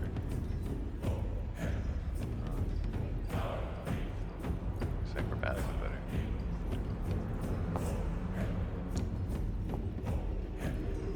better. Alright, success. You managed to hold your balance on the coals, only burning you a little bit. Let's see, success. Yes, you're able to withstand the coals, so no ill effects yet. Alrighty, and it's your turn. Go ahead. Alright, we're gonna grapple her. Alrighty.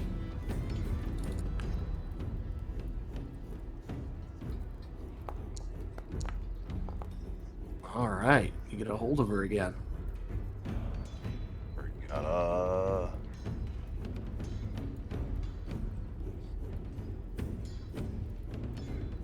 gonna suplex her into the coals. Oh, okay, yes. You've unlocked a new mechanic. And so I guess it's strength, map, suplex. Oh, a big hit. Nice. Damage.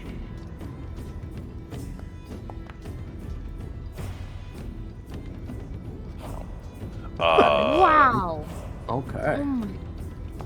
Diddy. Big slam. Right off the stack. All right. She makes the save. She's no longer slow, but she is now enfeebled because of your debilitating strike. All right, yeah. So tell me how you do it. Yeah, no, he picks her up. He does he grabs her, flips her over, does the tombstone suplex, head face down, and we're gonna grapple her again on the ground. Okay. She's got to make a save when she lands in the coals. All right. She clearly succeeds that, so she does not take damage from it. Takes an additional reflex save. All right. Yeah. So she slams to the ground, but she quickly, kind of rights herself on the ground, so she doesn't take as much damage from the coals.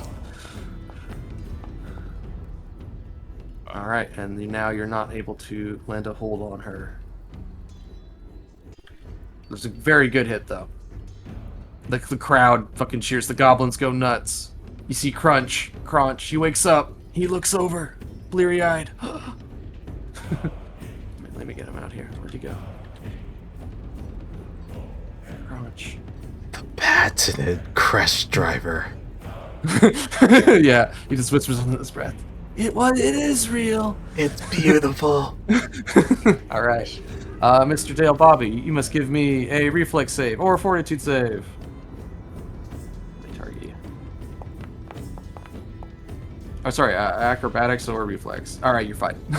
You dance on the coals, hopping back and forth. All right, so you'll see Dale will, as this gentleman comes running at him, he's going to fire off Jezebel, and then he'll fire off at the beginning of his turn. His other pistol, Wild Bill, will fire off at this fella. I'm going to re-roll that because we can't have that. So happen. when you go and punch him, he's gonna punch you in the face because he's got right. Okay, so in this case, so he's actually gonna interrupt you because he crit you. Oh, okay. Yeah. So you go to reach for your gun, and he's right there. He's got lightning quick hands, and he punches you in the face for 44 damage. And I need you to give me a fortitude save as well. And a fortitude. There you go. Would the +1 to his AC still make it a critical? Let's see. Oh, you critically save the save. That's it's by 13, yeah. No, it's by 13. No, would not have helped in this instance. All right, so yeah, he punches you. It interrupts your attack in this case because your extra strike makes it attack. Creature makes a ranged attack. This strikes and count threats and this monster disrupts that action. All right, so he goes to fire off your gun, then he punches you in the face real quick, and you just start seeing stars. So that action is wasted. That one you took a shot at him. Still got your other actions though. All right, so I will use a free action to reload. Okay. So you'll see Dale will fire off one shot, then a second shot, and then almost instantly his guns are both reloaded, and then I'm gonna do paired shots in this guy's. Ooh, right into his chest. Yeah, the bullets fly off your bandolier and load up into your guns, and they spin. Let me reload these bad boys real fast.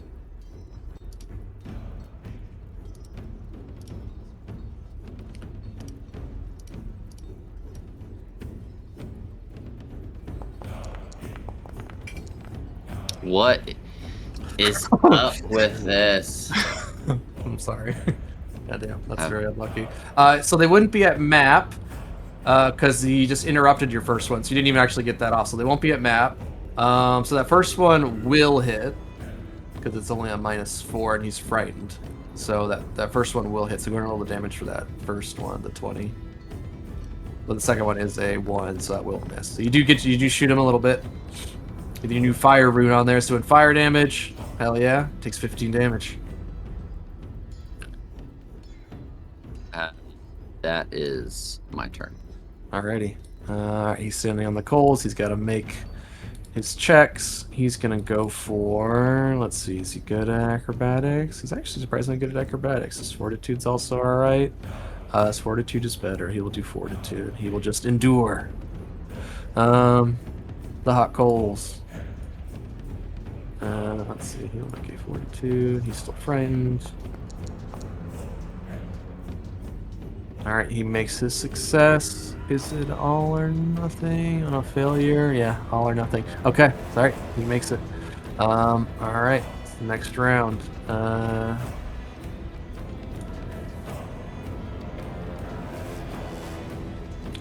we'll do the buffs will fade. They're going to probably do the same thing. They're actually going to throw some of their buffs on Nakasha. She seems to be having a little trouble with this Crush fellow.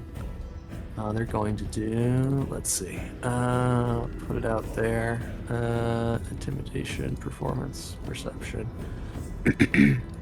Alright, so they're going to do intimidation, and intimidation, also failure. Man, they're not good at this. It's a high check. They're not player characters. There we go. Alright, success. So Nakasha's going to get a bonus to her damage. And athletics checks.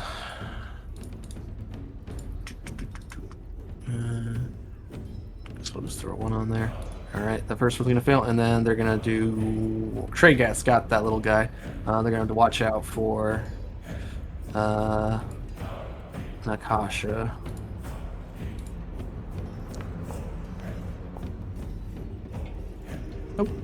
Okay. What do you guys want to do for your round of hype checks? Car screaming her head off. Get out! Let's see.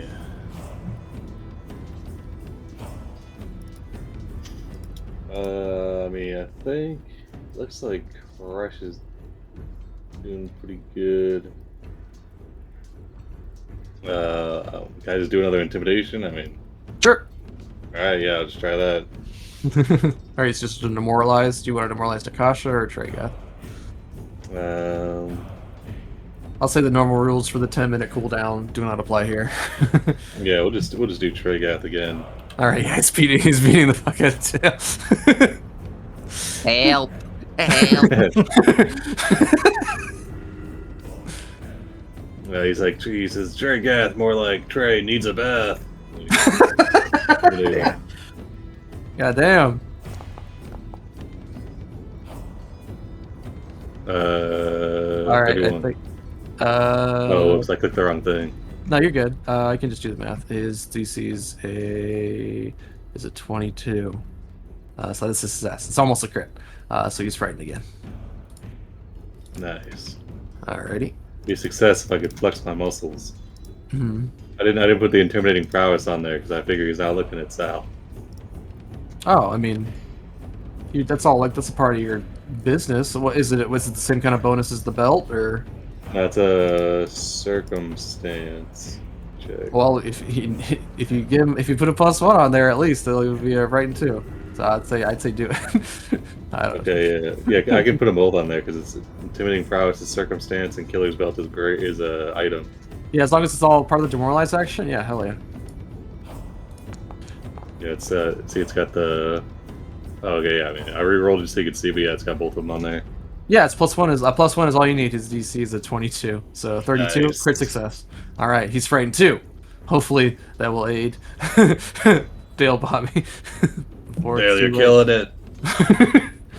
Try dodging or try not getting hit in the face. I told you I don't like getting hit in the face. You signed up for it.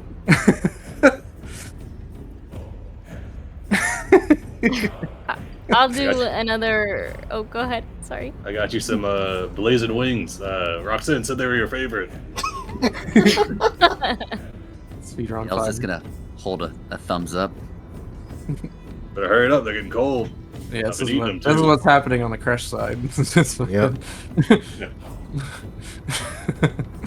And somehow the grab chain doesn't end. Like, is it ever gonna end? How many animations did they make? What the hell? Anyway. So many button inputs for. So many button inputs. It's just going from Yeah, one well. combo to another. Alrighty. Alright, Kresha. Roxanne is a watch out from Roxanne. Yeah, I'll do another perception check. Go watch out for Dale. And be like, darling, he fights like a real bitch. You know, he's really scared of your Jezebel. That's why he had to punch you once he saw her, you know, get pulled from her holster. Oh, alright. That is a success. Very good. Alright, and keep that +1 on you, Dale. Gresha. Did you say these would stack or? They're all gonna stack, yeah. Oh, they are. Okay. Then- For that round, at least. Okay. Now I'll swap from Precious fight over to Dale and Trigath. Okay.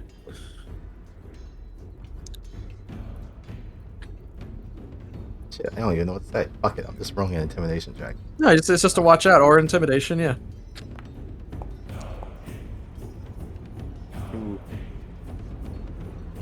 Okay.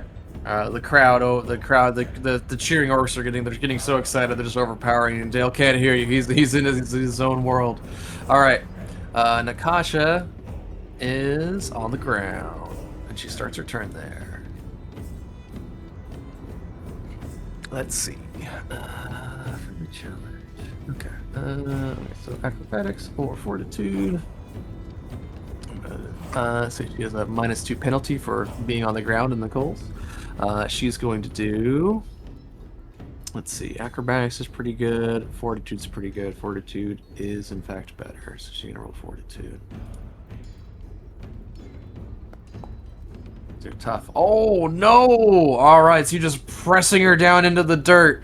Okay, so she's gonna take double this damage. So she's gonna take 3d6 times 2, and she is clumsy 2 now. Alright, so she takes 12 damage from the fire as you press her down into the crash, into the coals.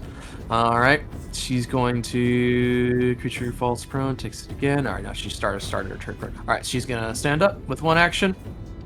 She's a little more trying not to touch the coals. She's going to she's just gonna try and shove you. Or she's gonna trip you. That's what she's gonna do. Here we go. Try and trip. And this is gonna be minus because of the penalty you gave her. 8 is a failure. You're too fast. This is the benefit of being a rogue. Alright. She tries to catch you, but you're too quick. She's just going to then... She's gonna throw... Oh yeah, she winds up 2 punches, and she does 2 lightning quick punches. It's a flurry of blows. Here we go. Let's be at the same. So there's 1.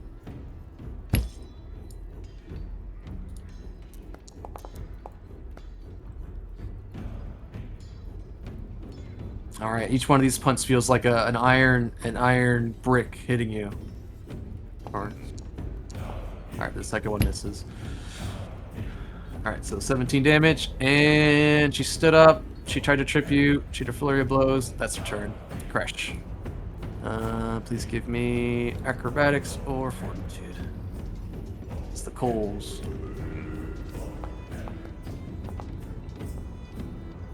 All right, you maintain.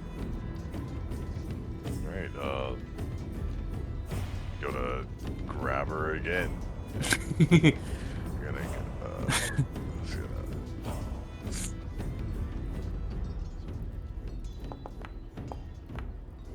no. Oh, I got her.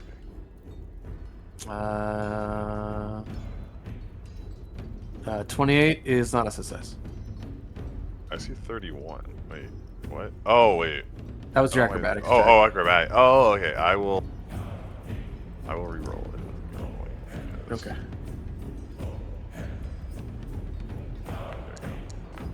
Oh, it's another hold. Successful grapple. You're going to punch the suplex. Okay, you're gonna punch with a suplex. Yeah. Oh, miss. All right, this time. Yes. Oh. Are all the hero points getting spent on this friendly challenge? And let's see. All right, so she wrestles out of your grip this time. And I will go for a shove last. Just to push her away? Yeah. Okay. Yeah, I mean, she'll have to step up to you to get you. Oh, another critical. All right, so you just do... Yeah, tell me how you do this. She just goes sliding across the skulls. Very anime. Yeah, I know. He does like a clothesline and he just shoves her away, and then, she gets shoved down. Yeah. Oh, and a trip. Yeah. All right, this will be at map.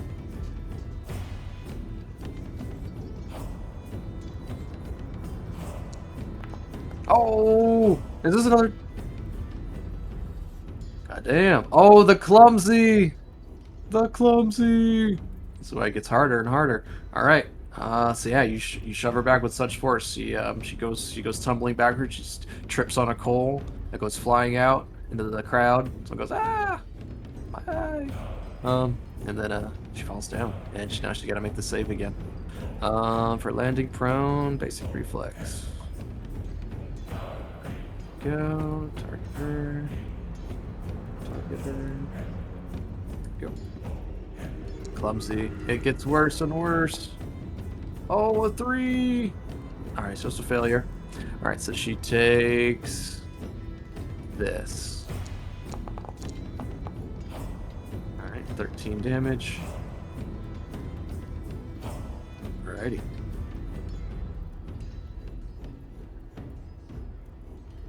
All right, the crowd goes wild. Mr. Dale Bobby. All right. Well, Dale's gonna just spit some more blood out. Reload for his first action. Oh, he's gonna punch you. Yep, I figured as much. But he's frightened. And you are low, so it will be non-lethal. So let me give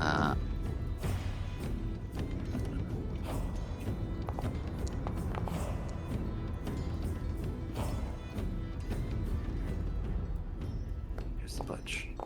Alright, he misses you. Alright, then use distracting words. Alright, you duck. Your hat falls back down on your head. Alright, and then you create a diversion. So you're going to distract him, and he's going to be off guard to you.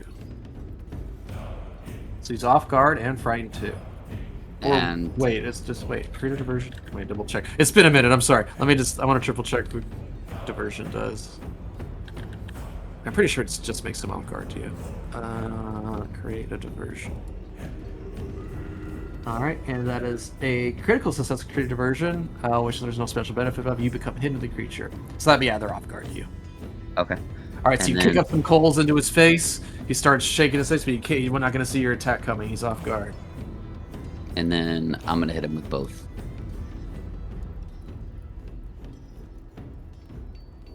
Oh, there it is! Oh! Hell yeah. All right, and he's got to make a fortitude save or be stunned.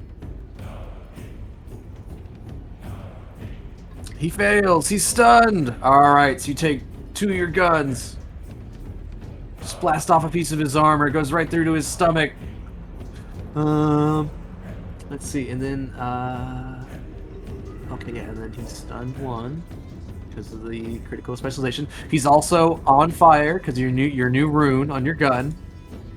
Your new rune sets him on fire on a crit. All right. And then stunned.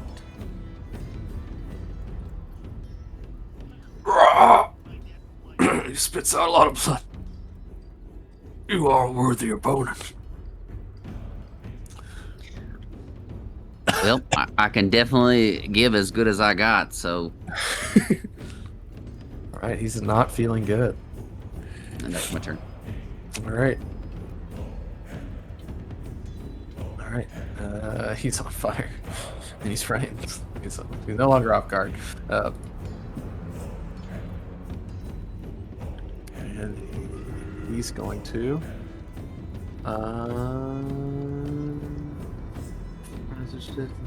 More for him. Targets can reach attack. Switcher makes using the prior attack. Oh, okay. All right. So he's gonna punch. He's gonna do a combo on you right now. Here's the first one. Oh, he misses. Let's see. He's going to then. He'll try again. Another swing. Miss. All right. He does not have that, so he can't do it. Yeah, he'll just, he'll scream out in his orcish anger and just throw a bunch of haymakers at you. Isn't he stunned 1? Oh yeah, he's stunned 1. He loses 1 action. Pardon me. Yeah, so it was only 1 attack, but they all missed, so it's all good. All right. Oh, and sorry, he's gonna make. Oh, did we do the Coles thing for you? No, I don't think so, actually. Oh, okay. So that for you, and then he's got to make it too. That's why I was. So he will do fortitude.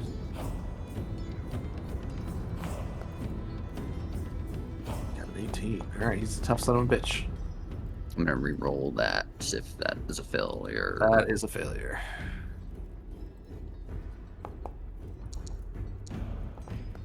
That is a success. All right, so you're good. You managed to maintain your footing on the hot coals. All right, next round.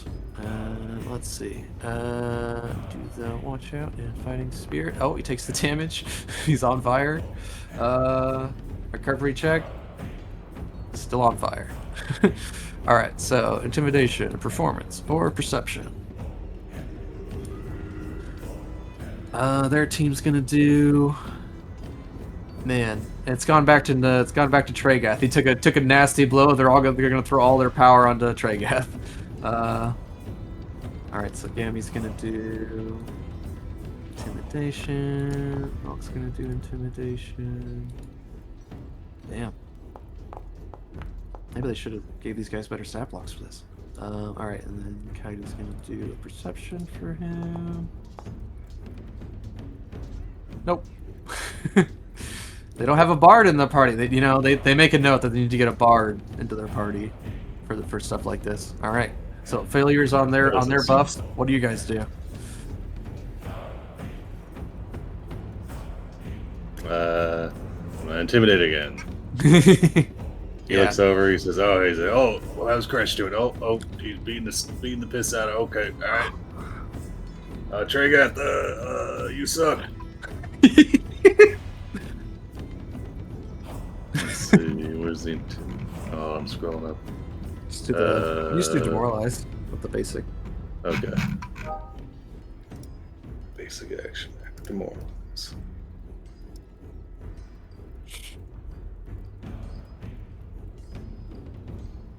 He's still frightened 1. Oh, unless you critically succeed, he's still gonna be frightened 2. You critically succeeded. All right. Nice. Goddamn. Tregath, you need to get better. You need to get you better nerve, buddy. All right, he's frightened 2 again. All I right, like another BC 23. another watch out. I'll yell out to Dale. That's right, darling. You lull them into a false sense of security, but don't let that get the better of your mindset. You watch out for him. Remember, he's an orc, and they're kind of shifty. Everyone in the crowd looks at you. I'm gonna reroll. Yeah, everyone stops for a second and lurks at you, and you just feel all the pressure of Oh my gosh. of a social. Oh gosh, yeah, it's not good. We can be tricksy. It's okay. This orc woman looks at you just like this. It's the exact expression. One of the guards. All right, Crush. We're gonna try intimidation again.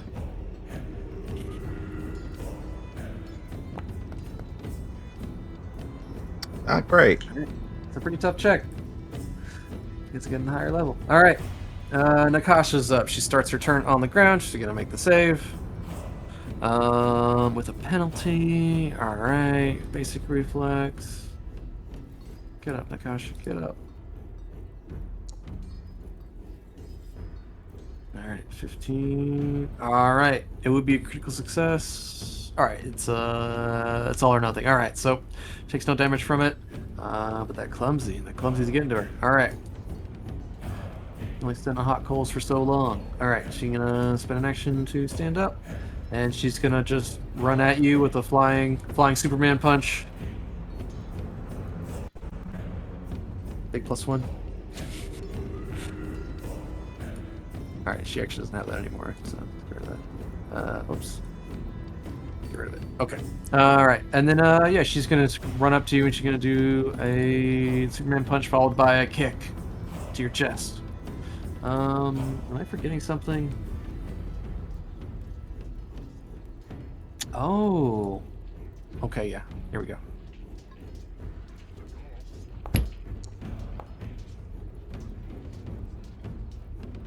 All right, flying Superman punch right to your fucking jaw. 38. And then second one. Is there things that you can try and stun? Okay, yeah. And then the second one. Aw, miss. Alright. Can I replace any one of her? Oh! She can replace it. Okay. Well, I missed anyway, so no worries. All right, so stand up, run up, Fury of Blows, punch, punch. If other strike takes damage. Oh, okay. Then you need to give me a Fortitude save.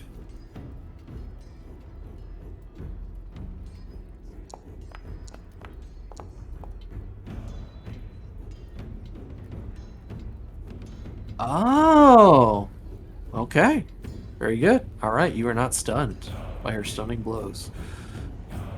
Turn into a critical success. Oh, because you have that. Your Fortitude saves are upgraded now too.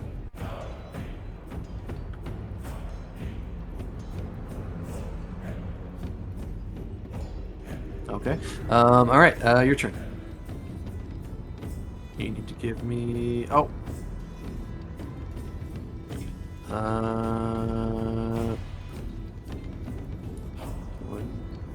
Crush whenever you get back. Crush, I think you're Sorry. muted. Yeah, no. Oh, yeah, no, I think it was an orc feature, but yeah, for the upgrade. Okay. Fortitude save. All right, you anyway. make it. The coals Anyway. have no bother on your thick lizard skin. Okay. You've been walking around on your bare feet this whole adventure. What's some little hot coals you gonna do now?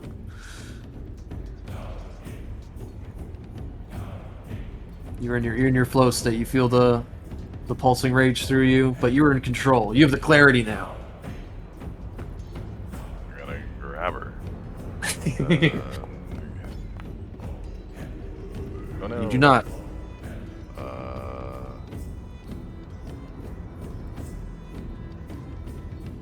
I've seen this one before. See this one, and then go through How about this one? I saw that one before too. All right, and then are you gonna re-roll it? Yeah. All right, so that's gonna be a map. Yeah. So that's gonna be really bad for you if she gets you with that. Okay, not a critical failure, which is good because she was gonna put you on your ass, I think. Double checking the grapple, critical failure. Failure, you grab the target, you just lose grab. All right, so nothing bad. You just don't successfully grab her. And then She counters you. we're going to. Last action. It's gonna bite her. She's gonna bite her? Oh my gosh! Fight out of nowhere.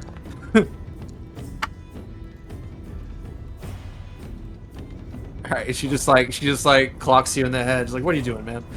Trying to bite me?" All right, that's your turn, Mr. Dale. I would like a acrobatics or fortitude save, please. Here we go. All right.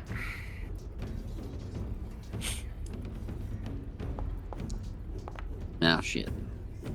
Okay. Alrighty. On a failure, you are clumsy one. Your feet are finally starting to catch. And you take a little fire damage. Only 9. But your opponent is also on fire, so it's getting a little hot though. Yeah. All right. Dale will. Let's see. Tregath looks a little woozy. He's on the ropes. There's no way he can take another blow like you did before. I'm sorry to interrupt you. Go ahead. No, you're good. We're good. Racking towards reload again. Okay. All right. That's interact still. Yeah. All right. He punches you. Alrighty. He's frightened. It's not a crit. It's just a regular pit. Doesn't interrupt you. Here's a punch. Some damage. Alright, 16 damage. Alright, still a critical success on the Racketeer's reload, so he is now off guard to you again as you toss up some coals or do some other fancy, pistol work. He's got his eyes on the guns. All right, and then I will do paired shots, but I will do it non-lethal. Okay, so you get -2. Or we could just math it out afterwards, but go ahead.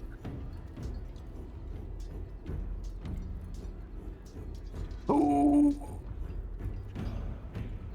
Alright. Oh, it's a critical. Alright, and because He foolishly used his reaction to punch you. He cannot use his reaction for his orcish ferocity. So he goes down. Non-lethally, of course. Somebody might want to come get this fella off the coals real quick, like. Yeah. His team will run in there and grab him. He starts to smell like dinner to some of these folks around here. Alright, I'm just gonna put him at 1. Alright, but he goes down, and the crowd cheers. They did not. You see a lot of grimacing and orc cursing, as they seem to have put a lot of money on the other guy to win, not the little goblin. The goblins go nuts. They're cheering the hell out of you. They're throwing shit. It's wild over here. This other one's shooting off fireworks. Saying this guy's goblins rule, but it's all misspelled and fire above his head. All right. Yeah, that'll be my turn. All right, I'm gonna take you out of initiative. Dale will step over to check on him, make sure he's all right. Yeah. At the end of the round, you see these guys run in there and pick him up out of the fire. Start carrying him away to their other friend who's got medical bandages ready. Some treat wounds is happening over here, some battle medicine. Well, would you look at that? They learned something from you, Roxanne. Yeah, feels good. Yeah. Alrighty. Next round. Alrighty. Let me grab the checks again. Or do you just want to let them finish it off themselves? You got her on the ropes, Crush. Okay. Because if you guys don't do the checks, they won't do the checks, and we'll have them finish off their 1v1 here. Oh, that's the case. Okay, never mind. Well, no, you can definitely do it. I'm just asking. You can step off, Dale. Run over to get some ice. Run over to a little bucket of water. Jump in it. Yeah, Dale will sit down and walk over to Roxanne and like, darling, please, my tootsies is roasted. You see the goblins bring over just a big bucket of water and just dump it on you. Oh, thanks, little friend. Droop and his friends. Oh, he's coming. He's coming. Here he comes. All right. Alrighty. All right. So what do you guys think? Are you guys gonna throw out the fighting spirits, the watchouts? Yeah, I'll look over at Crash. Yeah. I think Crash is busy. All right.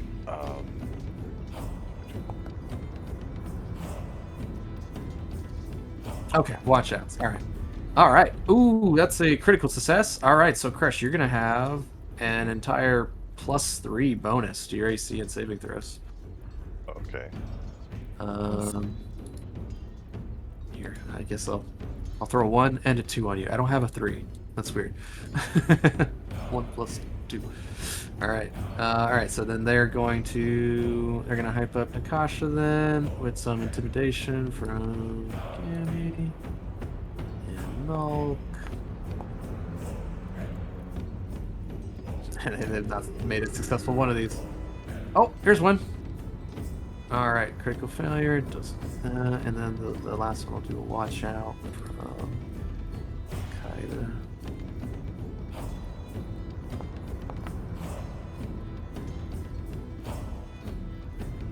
All right, which is a failure. All right, so she just gets a +1 to her damage in athletics checks.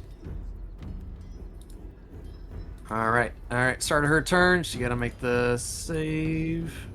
She's going to do Fortitude for the coal. She's not on the ground, so no penalty. Okay, Fortitude.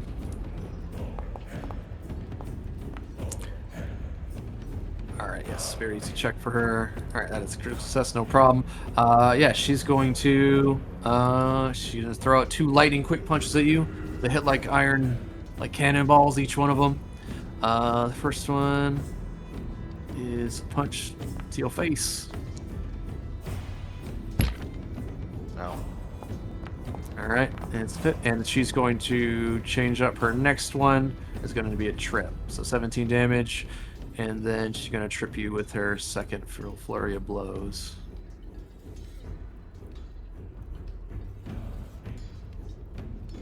All right. All right, she manages to hook her leg around yours. She kind of thrusts her whole body forward and tosses you off balance with her elbow. And now you hit the ground, and I need you to make a reflex save. You should be totally fine though. Let me get through. Hold on. Let me grab it. Reflex save. There you go. It's a very easy check for. Oh. He's still critically succeed. Even with a 4. All right. So you landed the coals, but they don't catch any of your scales on fire. You're not too bothered by that. However, I do need you when she hits you with her iron fist. And you should give me a fortitude save as well.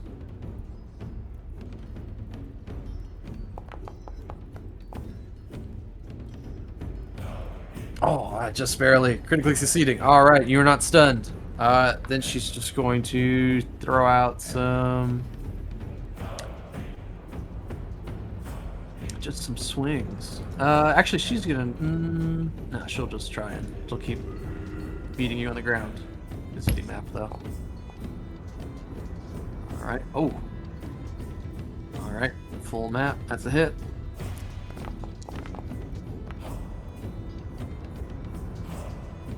18 damage, and last one. Alright, that one's a miss. Your turn. Oh, wait, do these, sorry, because I don't have, it doesn't numerically calculate when it first hit you. And your saves, you made a save there, and you made the save for that. Alright, so you're all good. Alright, so you start your turn on the ground. I need you to give me, a reflex save. Alright, you're good. Alright, go ahead. Alright, we're gonna stand up. Okay, let me check if she has reactive. I don't think so. She does not. That one doesn't trigger reactions either. Yeah, above doesn't. Oh, you have Kip up. Oh, you're right. Sorry. Right. Gonna grab her. Okay.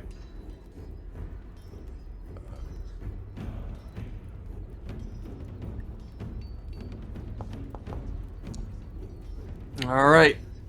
You go for a different angle of attack. Get her behind her arms. And honestly, I think we're just gonna punch her while I have her grabbed. Actually, no, let's just do the suplexes I have. Yeah. Let's do suplex.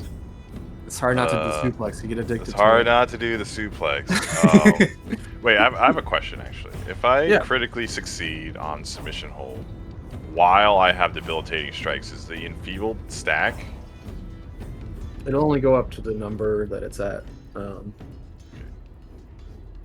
whichever is better for you. I mean, but they wouldn't stack, I don't think. Athletics, grapple. You grapple restrained with the following condition effects. Critical success people 2 until the end of his turn, and enfeebled 1 for a minute. So it's the debuff that lasts a minute too. So the enfeebled just not going to go away for basically the whole fight. Okay. Whereas debilitating strikes, you have to keep hitting them over and over again to get your effects there. You can also, I mean, in debilitation, you could do the other one too. So you could submission hold for the enfeebled penalty, and then you could do just the -10 to hit speeds, which, you know, could come up sometimes. You have that option. Right. We'll see how it, sure, yeah, we'll do the submission hold on them, and I will try this out and see. Attempt an athletics check. And in benefit of this, it doesn't let go of the grapple, you know, so unlike the suplex. Yeah, hard not to do the suplex. Alright, so that was the extra grapple. All right, extra grapple.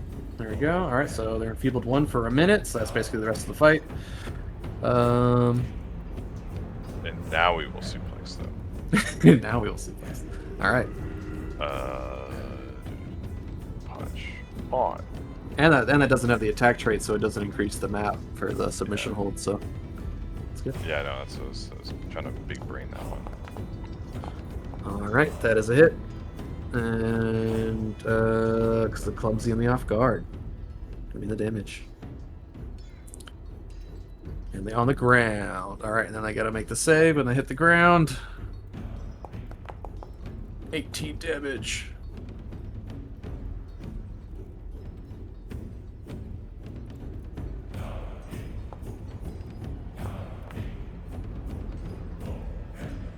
Okay, they make the save for the coals. 20 damage. All right, they take a little bit less damage because of their stance, and they're prone, but no longer grabbed. Well, actually, no, you have to let go of the grab. That's part of the thing. All right, it's no longer grabbed, but prone. That's the end of my turn. Okay, and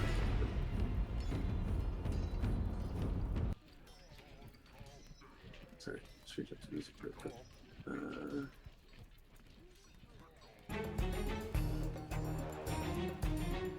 Okay, alrighty.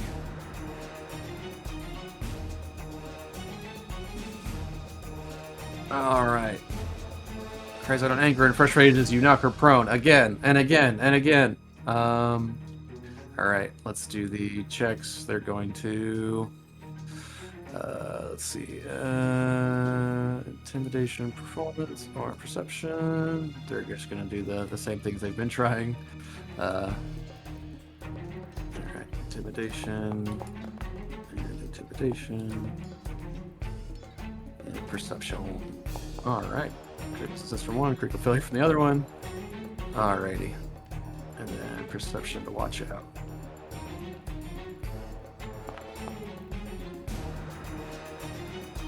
Alright, so she got a +1 to AC and a +2 to her punches and athletics checks.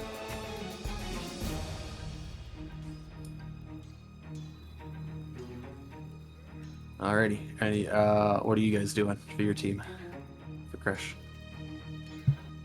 I will do. They're both another... neck and neck. They're both not feeling good. The orcs, you know, they all get closer to kind of see how it's gonna play out. The last freaking ounce of strength from both of these fighters, putting on the spectacle in the middle of the day in her gear. Another perception check for Krish. Oh, very good. Critical success. All right, that's a +2 bonus to his AC and saves. I'll just leave that +2 on there. Yell out at him. She likes to wrap around your shoulder with her left hand, and she grips it from the top. Don't let her get on top of you. Are you sure about Yeah, this, what Rock? she said. And if you lose, you're gonna look like kind of a wimp. Wait, is that demoralize on Crash? No. No. I know. The Kasha, more like no Kasha. She's broke. Look. No cash. He burps. He looks over at Gresh. He's like, oh, man, I'm running out of material. You know, I'm tired. Carl looks at you two. Is like, what does that mean? What's cash? I don't know. Tell you when you're older. Tell you when you're older. More lies. Yeah, she's And got also so look many. over here. She's got Intimidating Oh fuck! Oh my god, she's got so many penalties. Oh my god, a 19. You really don't have any cash. I am broke. He cut rid to her core. All right, all right, Gresha. Anything to I do? will just do a watch out for Crash. Watch out for Crash. All right. Oof. All right, cut out from the Doing crowd. All right, Yep. so Crash, you only have a +2 this round. Alright. Alrighty. Crash does look at Roxanne when she was talking about her grabbing onto Crash. Is it me, or is there tension between those two? Maybe like She always sexual points at him and tension is or always something. challenging him. I'm not the only one that's seeing this, right? No, I see it too. Nah, I don't understand what's going on with her. Oh shit, I was supposed to tell him to watch out. That's why I failed. That's All right. okay. All right, she succeeds on the Coles check, even with the penalty, and she stands up, and she's gonna punch you with a flurry of blows. First one, right for the jaw. Ooh. Alrighty, some damage, and the second one, she's gonna do a trip again. 17 damage.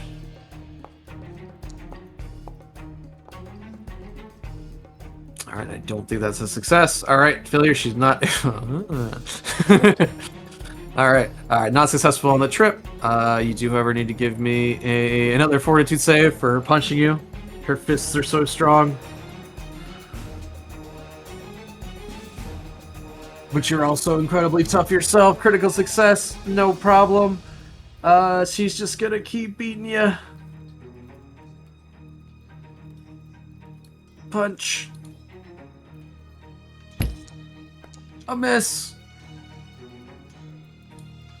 Punch. Another miss. All right, so you're down and you got your arms up. You're blocking all her attacks. After that first one, hit you with surprising quickness, and that was your turn. Give me a Coles check. I don't even know why I have you do this at this point. You're very fast and very tough, but it's just hot coals on the ground. It's not like lava or anything. All right, you succeed. No problem. It's your turn.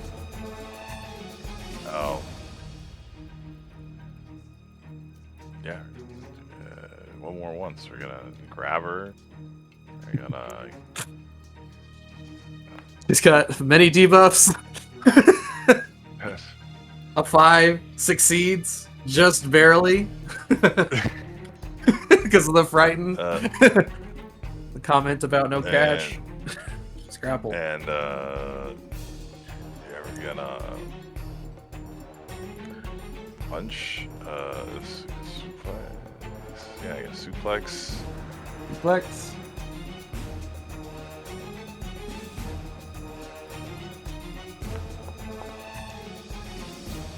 A 15 is a hit.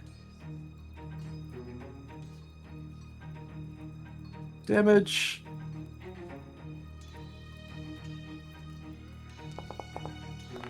And feeble. 21. She's on the ground again. Oh. And reflex save for being on the ground. The clumsy. A 3 is a failure. Alright, so she's now clumsy 3. And the coals burn her 3d6. Not a critical failure though.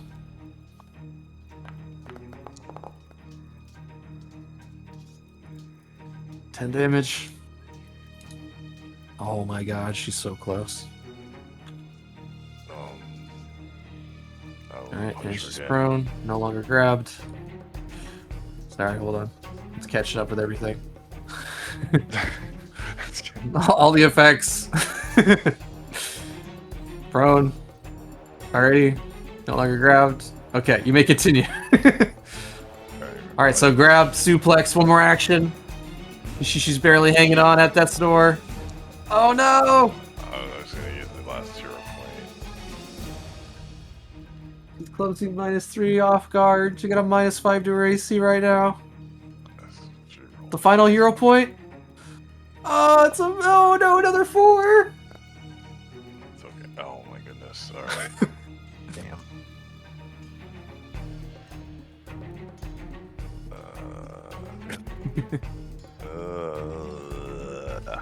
Guess that's it. Yeah, that's it. Alrighty. Another round of checks. I'm just gonna roll them out. Here we go. Oh, whoops. Let me clear chat real quick. Been going for a minute. Alright, this is probably the last round. Two titans of muscle battle it out on these hot coals. This is all the crowd in Urgir. The market price is going wild for this thing. These two teams of Ardax agents fighting against each other.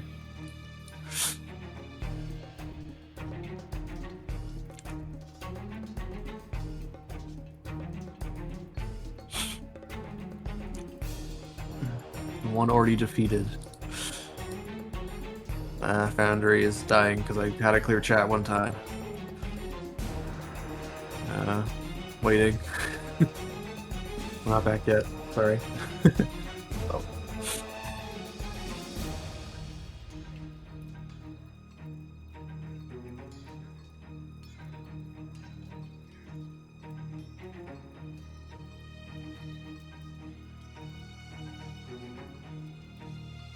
Alright.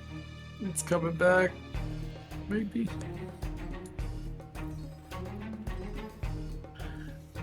Might have to reload. Wait. Yeah, I'm just gonna reload.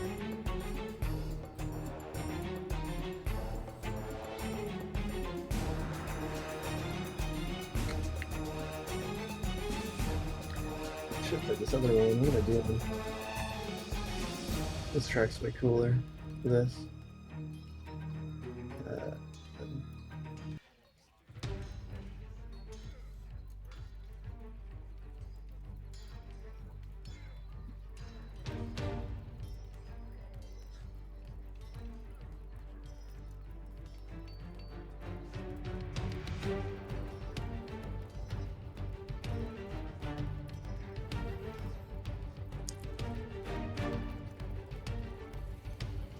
Okay, gosh, sorry about that. All right, I'm back. All right. The checks: intimidation, and performance, or perception. Is everyone else good and back? Sorry. I'm in. Yep. All right. Gammy's gonna do intimidation. Nock's gonna do intimidation. Buff up their girl. Kaida's gonna tell Nakasha to watch out. All right, critical success. She's gonna +2 to her damage. All right, but no bonus to her AC. Alrighty. Intimidating Nakasha. Alrighty. No.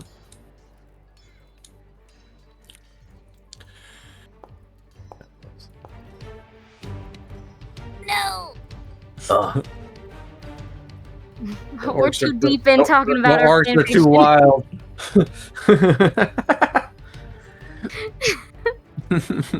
Alright.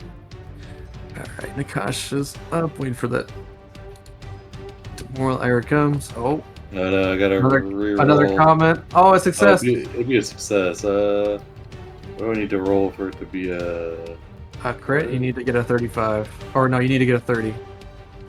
30? So I need to roll a 9. 9 or better. It could be a critical fail. I mean, oh man. He's a death door though. She's going first. Yeah, she's going first.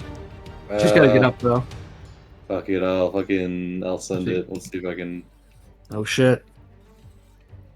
I'm Oh. at least. Alright, still success. Alright, Oof. she starts on the ground, she got a penalty. It's right down to the wire, isn't it? Look at Crash taking on a full level 10 monster by himself. I know what the helps with the penalties. Alright, here's a reflex save for her. She got a penalty, she's on the ground, and she's already got all these other debuffs.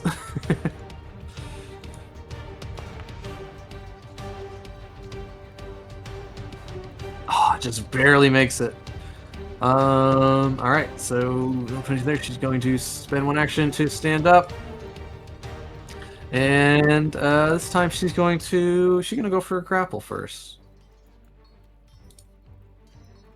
She knows she sees you panting near the end of your strength. She's at the nearly end of her strength. She's gonna go for a clinch.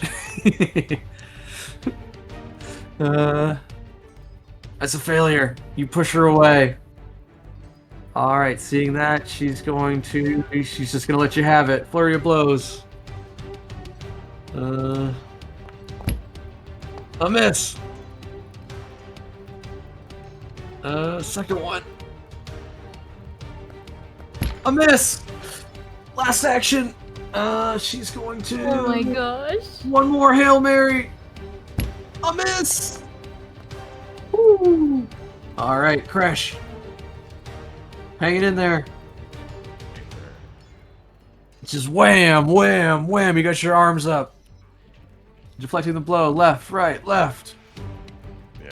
The thing is, I would love to just straight punch her, but I don't know how much health she has left. I don't know. She's at death's door. Don't your fists automatically do non-lethal? Yeah. Yeah, no, they do. No, I mean, as far as all my damage comes from her being off guard. Well, not all of it, but a large portion of it. I will tell you, at death's door means they have less than 10% of their health.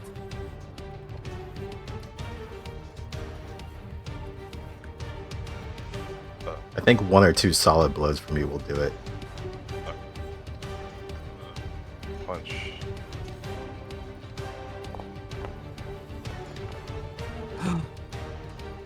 Oh my god, the 6. It's a hit because of the clumsy. But she's not off guard. Oh! 16 damage. She remains standing. Her iron abs absorbing the blow. Punch. 2 more actions. Critical miss! What? Oh no! Oh, sorry. We also need to make your because of the coals. Cool, not her. You. Alright, I mean you're totally fine. Yeah, you're totally fine with these. Okay, sorry. One more action. Map attack. Map attack. Oh, 13. Hold on. You didn't have her targeted? That is a hit. Oh. You land a solid blow to her gut. He roars And then she out, grins. points to the sky. Fucking orcs. You point to the sky. You see her smile behind bloody teeth. She used her ferocity to remain at 1 hit point. Son of a bitch. I took her out of the combat already, unfortunately. That's because of the thing. Alright. That's the Trixie I'm talking about right there. Hell yeah. You tell him, darling. Alright. That's it. I'm gonna put her back in. He's got 1 health. Holy fuck. Alrighty. The last prone? of your strength. No, she's not prone. She didn't fall prone. Oh. She used her ferocity to remain at 1 HP. Right. You were about to knock her out. But she's an orc after all. As is Orc As birth, is- right? Of this tradition. Alrighty.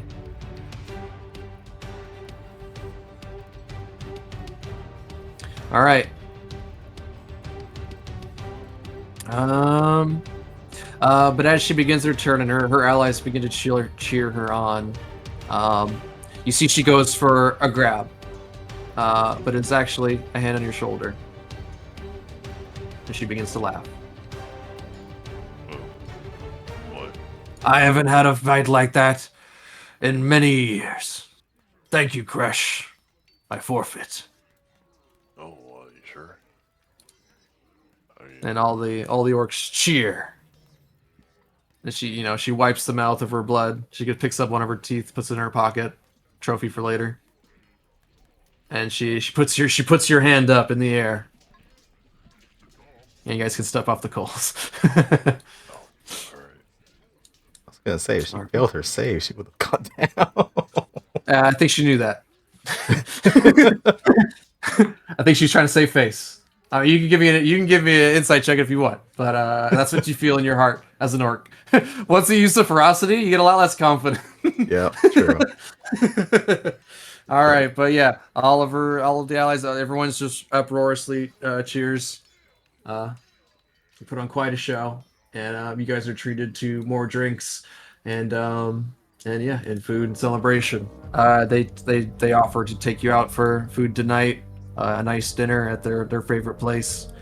You guys share stories about your recent travels and adventures. They tell you about how they slew the Doulahan, which is this crazy undead marauder guy that's like the headless horseman, sort of undead creature.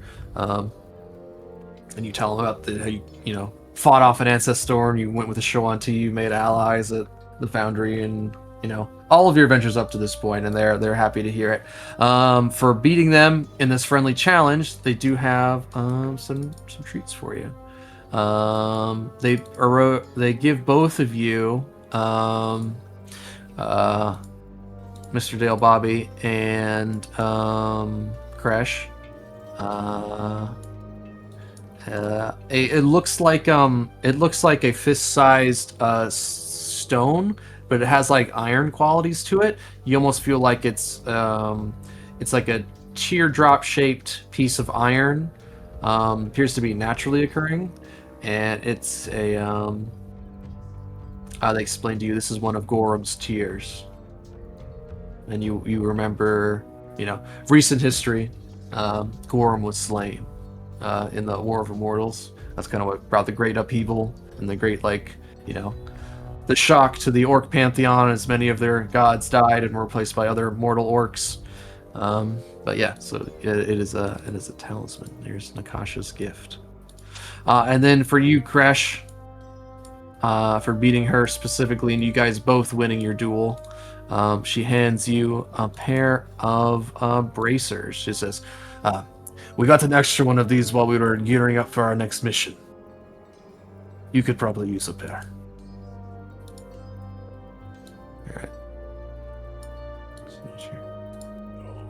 Armbands. What do they do? Sickle. They enhance your qualities.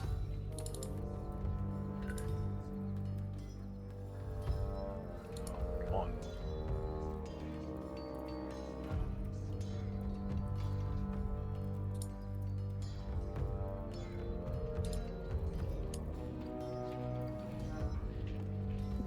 Kind of cool. +2 to athletics checks. Man. Yeah, I think you're going to be unstoppable now. Man. With the bonus from your rage and these, yeah. I shudder to think the people you're gonna be grappling now. Even a very big bonus to your grapple now. But yeah, anyway, celebration.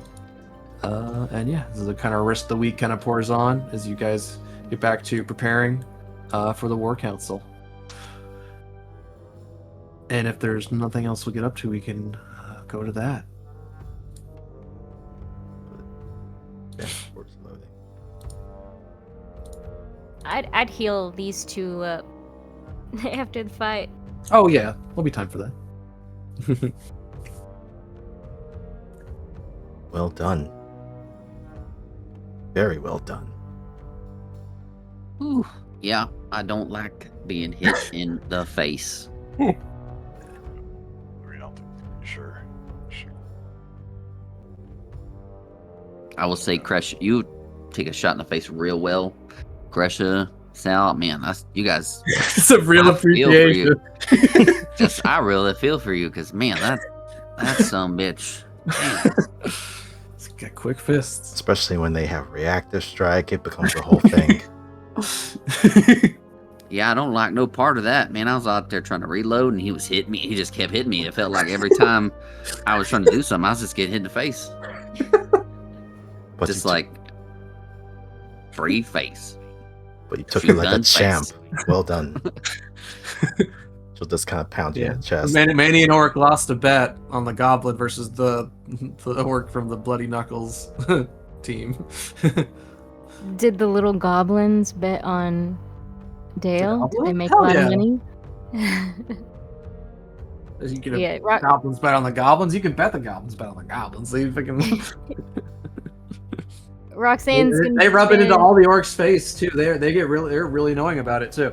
They start. The rest of this week is just going to be insufferable from them. Yeah, drooping his troop.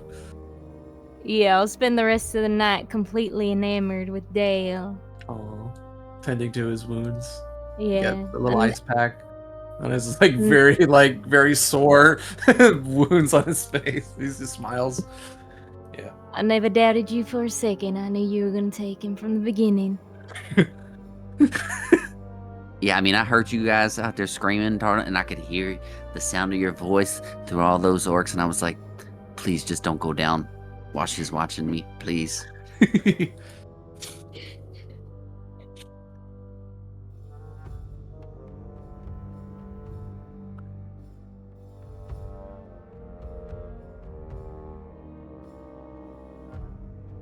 Definitely buy Crush a couple rounds of drinks. Hell yeah. Now that was Crush a just fight. goes. Yeah. Thanks. It was. I am. Everything hurts. Yeah, it looked very painful. That was quite a few wallops she gave you. Sit in the bar. Yeah, Crush goes to like the bar or the tavern or whatever, like where the nice cozy corner, Mm-hmm. and he passes out, or he gets all he nurses drinks until he passes out. He'll Mm-hmm. Hey, barkeep, don't you see who's in here? This is No, Crush. if you fall asleep, it give you a bad concussion. You need to stay up. Points at you. I'll let him sleep. He's tired. It can be bad for the head. Head injuries are. I wonder who gave him those head injuries. Yeah, it was me. Mm. Smiles at you, chipped Tusk. But no, that was it's a very good fight. I'm gonna go up to the bar and order a drink and tell him to send it to her and say that it's from Krish. Oh. Ooh. Oh. Okay. All right. Yeah. And then she- nudge that's- Krish awake. You know, get up. You can't be sleeping. Come on. She's right.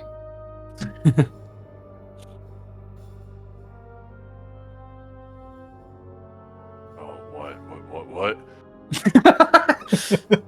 If you fall asleep, the injuries could get, Oh, But you need to, it's stay awake as killing long me. as you can. It's killing me. Oh, Thank you for the drink, by the way. What drink? Takes it, chugs it That down. drink you bought her, because we're heroes of the hold. Yeah. Yes, The orcs and the bloody knuckles. It's on Artax's tab, Crush. Oh right, yeah. I must slip my mind. You're Sure. such a gentleman, Krish.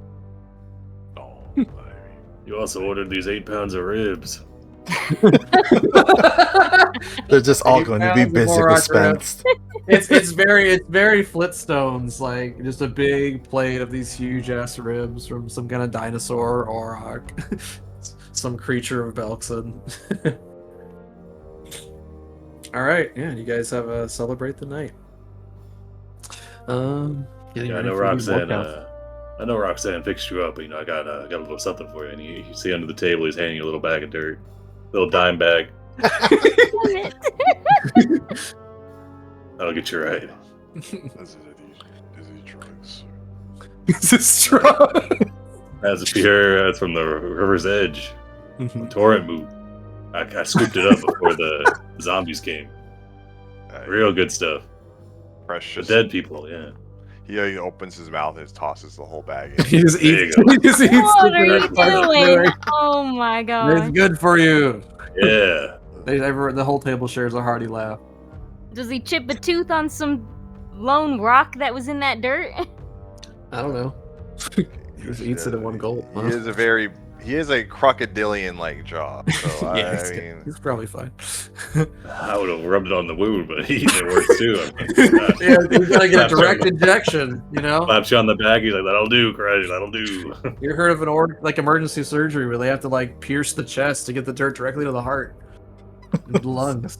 Sounds like I usually take, a fingertip full, but you just did the whole damn bag. It's like, holy shit. We gotta get some more drinks over here, Stat.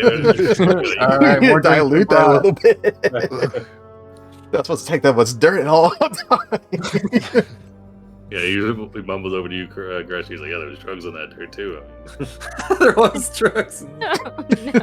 Alrighty. Oh yeah. You guys are all out to kill me through eating dirt. It's just a little Aurochs growth hormone, Roxanne. Don't worry about it. No. That's tricky. It'll keep him big and strong. He'll be fine. Exactly.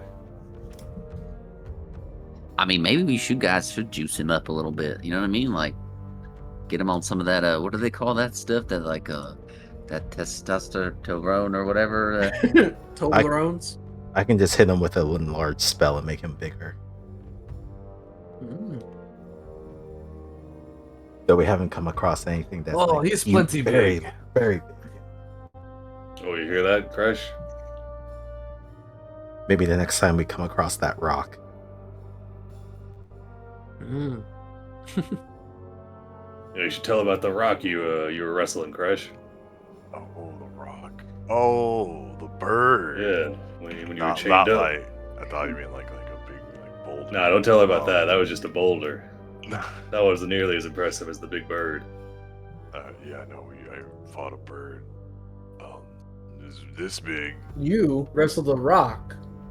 Yeah, and then I put it in a headlock like this, and then I jumped up at it as I was flying away, and then I dove at it with like a diving knee attack. Like, I don't know if you heard of that one. A solid move. What was that other thing you did, Crash? I feel like there was that one time, like, you did something like super crazy, and it was like, man, I can't remember it. You guys know what I'm talking about? Remember? I think we were like out in the middle of the desert or something, and I'm thinking Crash of the other time when we fought those crazy zealots and Crash charged ahead and dove at that one spellcaster and just took them on one by one. Oh, yeah, I thought he was like a weak spellcaster guy. But you still beat his ass though. He was not weak. He was not. He lied. He was very scary. But you still had him on the ground for like a good, 30 seconds or so? Mm-hmm. He cried uncle. He cried out for his weak god. Mm-hmm. Dale's just gonna hype up. Yeah, Crash. I'm getting what you guys are putting down, and it's definitely working. Eventually, as the night comes to the close, Krish, you are invited to maybe have a little after party with the Bloody Knuckled group, specifically one member of the Bloody Knuckled group. Oh, okay. Where'd everybody go? Everyone's gone. Everyone's gone, and you're left alone at the table with Nakasha, and she gives you the eyes and points at you. You to this room now. Oh. All right, and we'll fade to black on that. It's assuming you're okay with it, Crash. Yeah, I would never. Crush fucks.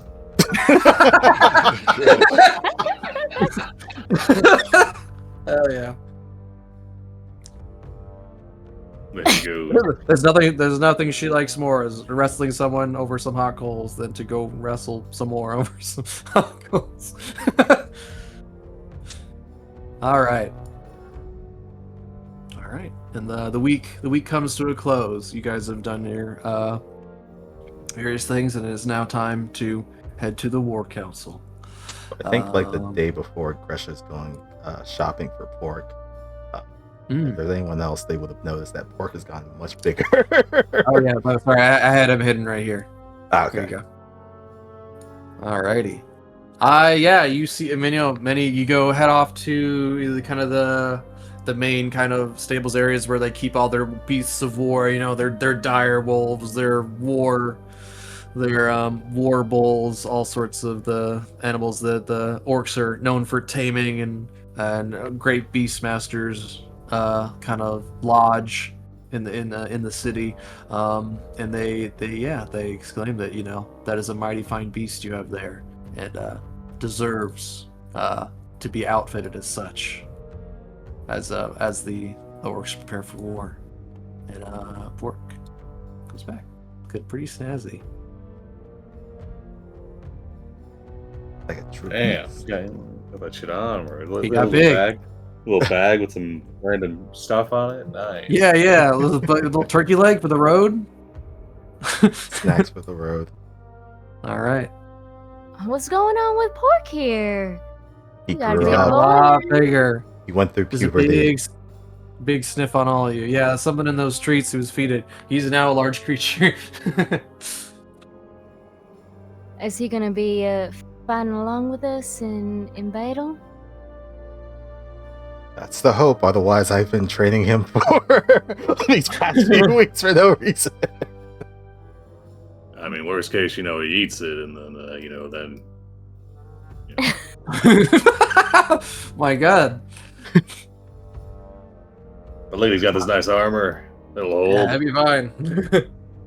Plenty of spikes. He's a bristle boar after all. Aerodynamic. He's going through his teenage years, though. Mm-hmm. He's angsty. Yeah. Being a little defiant? Not as defiant as before, but I see his side eyes. Yeah. It's like he's cute, though. Yeah. Cute oinking, snorting sounds. You kind of give him a scritch. They sound a little bit deeper. But a vicious war pig. With everyone else. Alrighty. And at the same time, Dale, you show off the new and improved junk bot, I imagine, too. Yeah. He looks much the same, but really fixed up. A lot more junk.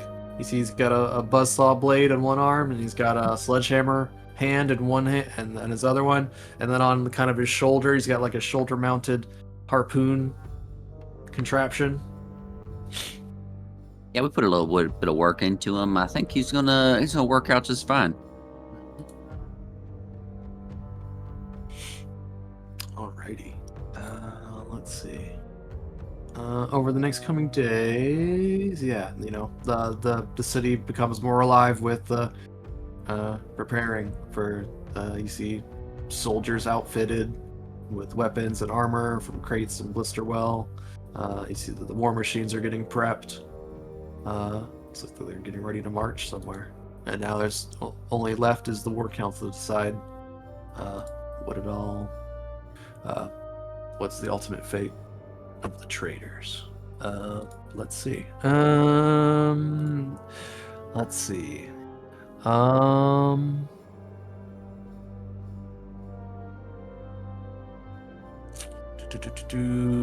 Couple more rumors.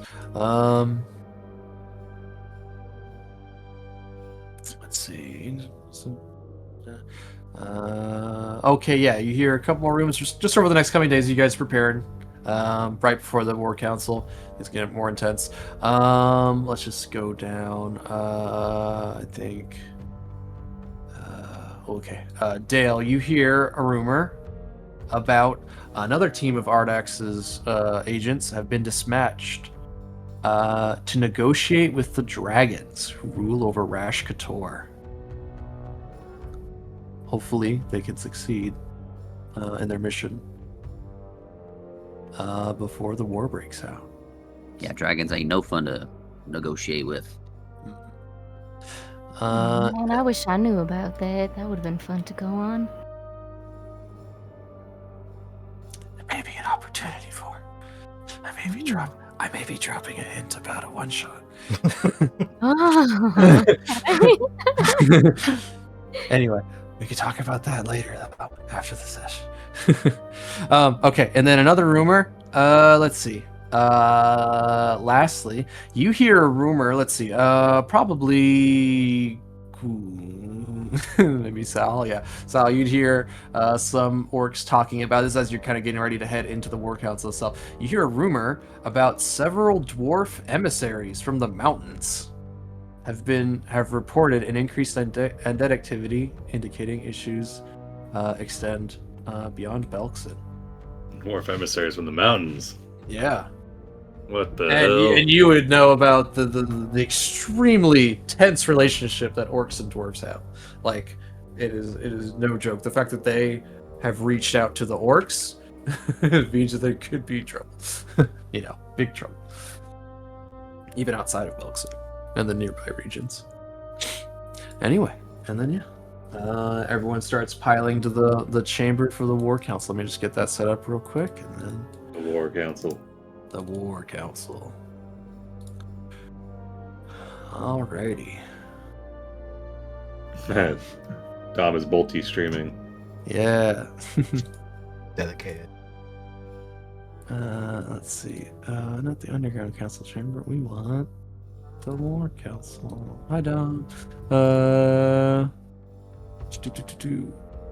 is it? Yes, here we go. Alright, let me review all these guys and get them in place.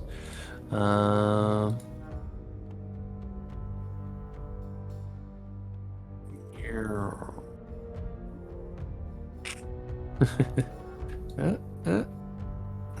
Set it up earlier, so go like this. There we go. And then get you guys in there.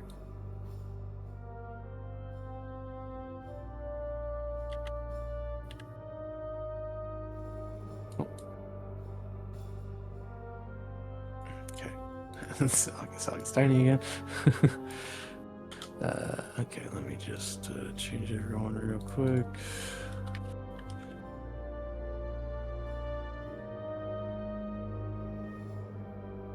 Alrighty.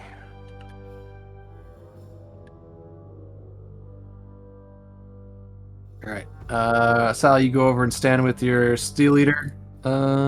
Minions. The rest of you are just allowed into. You have a position of honor near the table, as some faces you recognize, and some faces you don't. Let's see. Let me get. They start trying to hand him like stats and stuff, and he's like waves them off. He's like, nah, don't worry, we'll do it live. You hold on to those though. Alrighty. One by one, the sort of the people, the orcs and orc leaders of the council members, they kind of file in one by one. They all kind of, before it gets kind of going, they all kind of present kind of what are they bringing to this table, this new coalition of orcs that have been brought together to deal with the Unbroken Horn traders. Let's see. We'll start with the new face.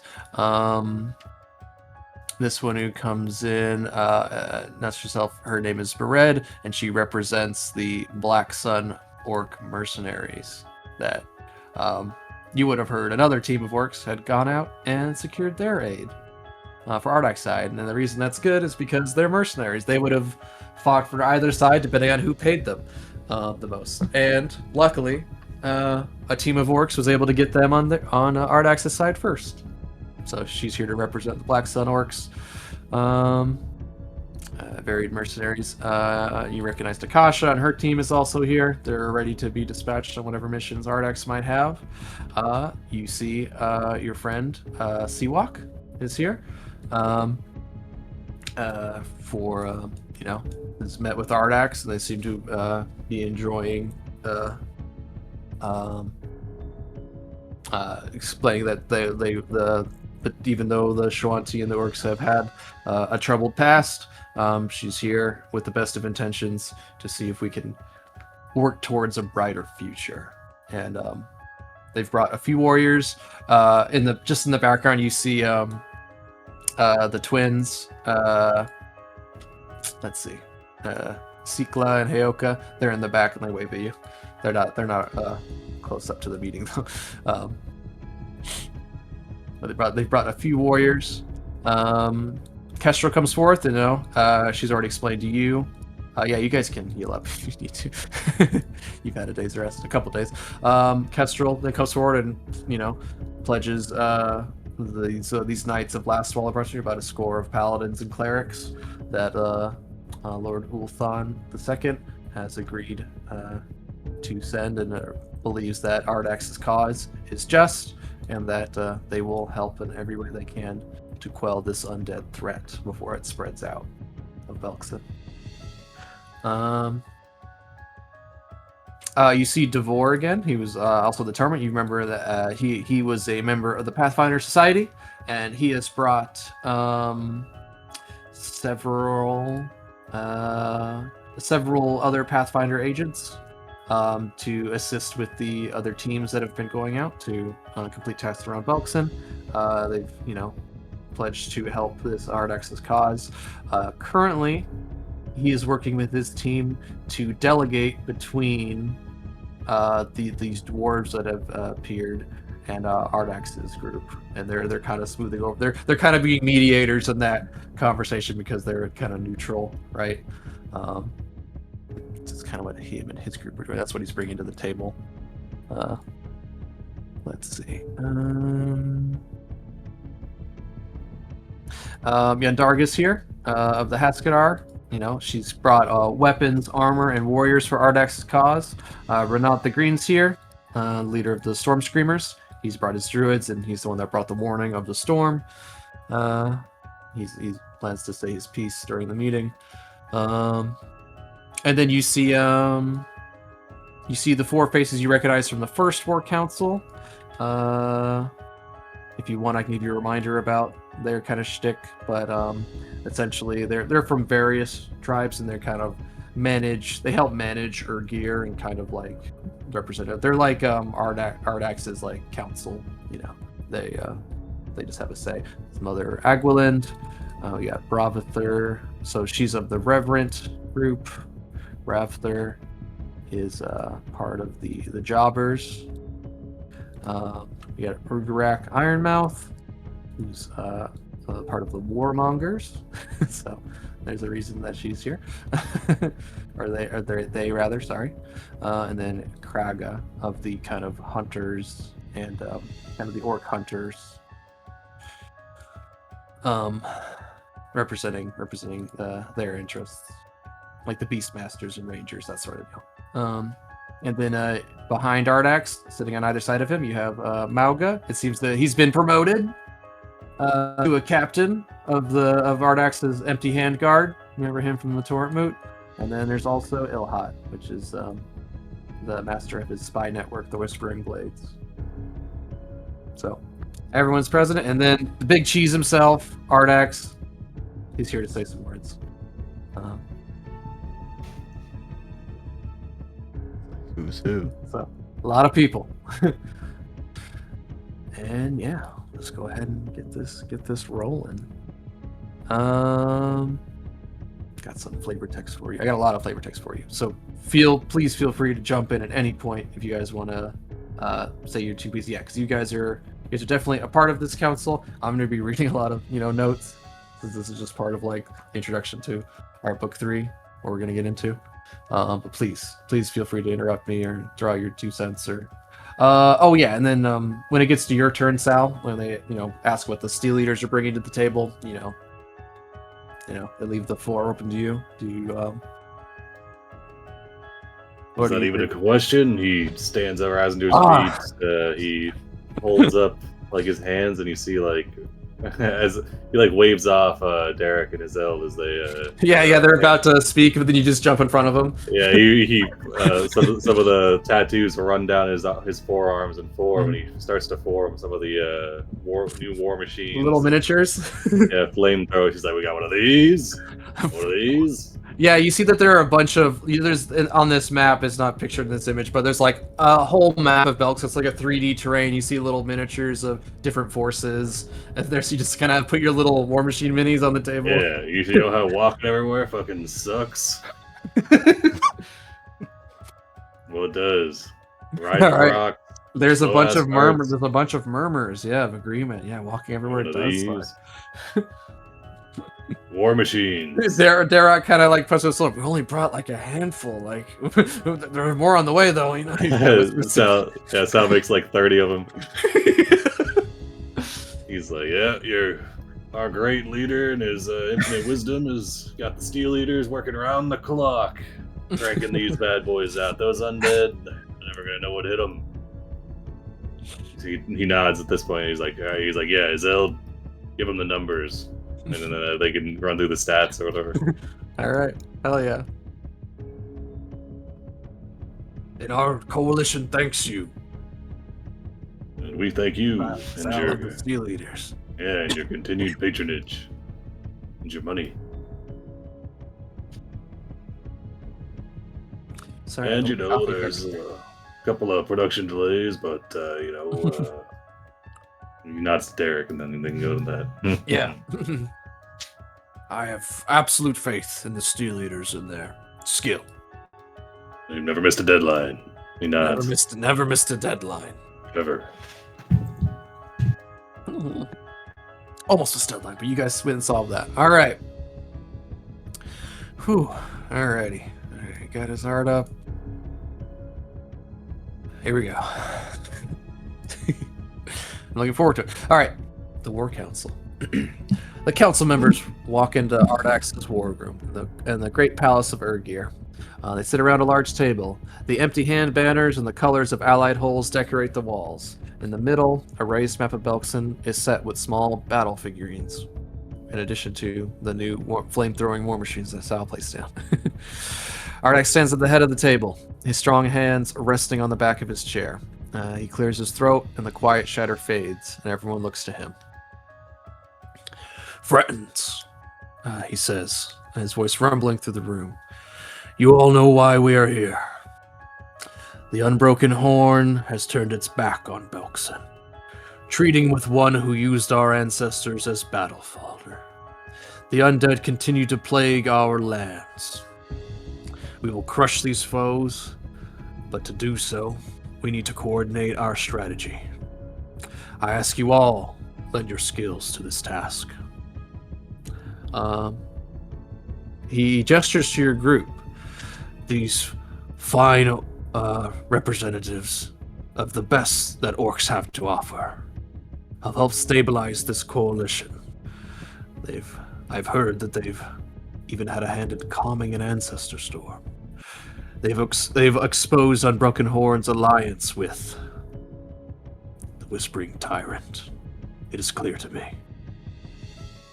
Even then, followers of Zagresh continue to appear, casting doubt on his supposed death at the hands of our once great leader, Graskell Death. The tyrant is clearly involved with Unbroken Horn, though the details remain unclear. He stands at the head of the table again, his broad hands resting on the carved map of the northern Belkzen. You know, there's lots of murmurs as, you know, people either agree or disagree. They grouse, different members of the council. He continues. He waits for the silence to quiet down again before he continues. You see the torchlight glinting off his hair and armor as he surveys the following leaders. The flood months are ending. Soon our holds will go back to their territories to hunt and prepare for the lean times. If we do not act before that, this alliance will break apart. We'll split back into our isolated banners, each guarding its own borders while the Unbroken Horn grows stronger. Turns to look at everyone in the room. We didn't build this coalition. It's just an act to show off. We built it to act. He traces his finger along the flood road to the north towards Wyvernsting. You see on the map. While Unbroken Horn holds Wyvern Sting, Tarbafon keeps a hold in Belkzen. We can't let it continue, but we can't march without a plan. The Flood Road is half-flooded during this time. What remains is haunted by this new ancestor storm. The ritualists are calling it Umbra's last stand. It is growing strong. It has cut off our supply lines and killed many an orc already. First, we gather our ritualists and warriors to calm this storm. Second, we will pick saboteurs to sneak into Wyvernsting, disrupt the gates, ruin their supplies, weaken their defenses. Once these are done, we march. There are 2 roads we can choose from. The western path is faster, but more dangerous, passing through the sites of the Battle of the Screaming Tree, where pain still lingers. The eastern path goes around the Firewatch peaks. It is longer and narrower, but gives our infiltration team more time. As everyone murmurs about which path you're there to take, and the council members, they start arguing with each other a bit before he waits for them to quiet down. Before he continues, I prefer the eastern road. We will not lose our warriors before the real fight begins. A careful plan. We march months with purpose, and when we reach Wyvernsting, we will finish Unbroken Horn. Now I turn it to you. Speak your minds.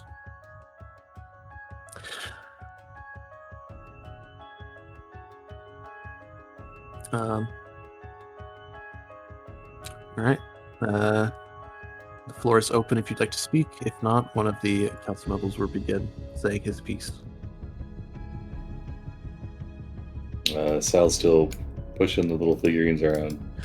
You accidentally hit the button. That's one of them on fire. There's a little fire. Let me put a little fire down. He says, "Oh, we can go to that feature later." Fire. Hold on. We get a fire.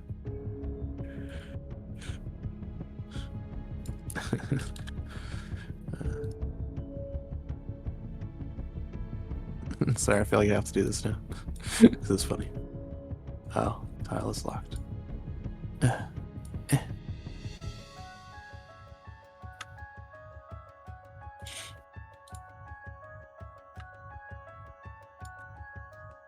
There's just a little fire on the table. Here. Alrighty. The first one to speak is Rugrak Ironmouth of the Warmongers. Bet you can't guess what their stance will be. Alright. He slams his hands on the table. He steps forward. We are talking ourselves into hesitation. Oh man, all the orcs are gonna sound the same. Shit. I'm just gonna speak normally. We are talking ourselves into hesitation. His eyes sweep the chamber. Unbroken Horn holds Wyvernsting, getting stronger. Every day we wait around the mountains is the day they build up their defenses. He gestures to the western road. That road gets us there first. The land is open. Good. Let them see us coming. Let them feel the earth tremble as we march and destroy them. You don't beat traitors by giving them time to plan. He looks directly at Ardax. You speak of infiltration, of weakening them from within. If we sneak east, they might see us. They'll strengthen their defenses. They'll call for aid. The faster we attack, the less time they have to get ready.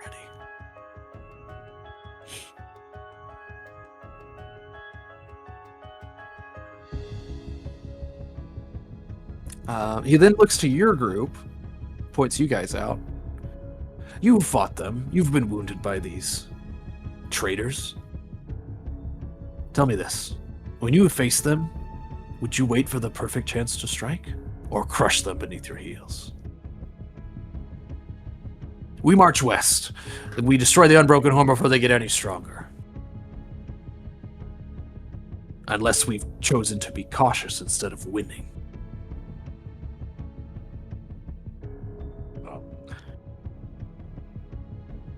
I mean, I like fighting, but... Yeah. I mean... You see from the other side of the room, Nakasha points at you. And nods.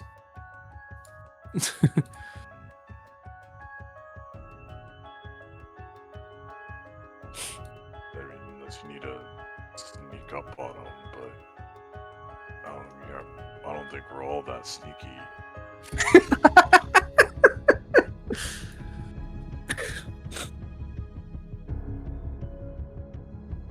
does have a point now. Sneaky. Good. One with sense. Ogre praises you. All right. All right. The next to speak is Bravther. All right. So, so you think that the. So, what do you think? What do you guys think so far? The Western Road. So this is the choice. This is what this whole Warcast is about. Just to kind of break it down, the choice is: do they get there faster, or do they get there safer? It's like west is fast but dangerous. East is slower and safer, but it would give the team, the infiltration team that goes to Wyvernsting. I don't know who that's going to be. It'll give them more time to do their work. I wonder who that's.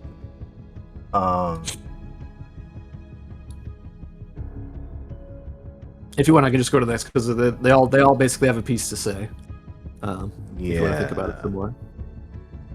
Yeah. But right now, it seems like everyone in the room is leaning towards the western end. Ardax himself preferred the east one, so that's going to be his vote. Urgarat folks, they go west. All right, the next one to speak is Bravther of the Jobbers.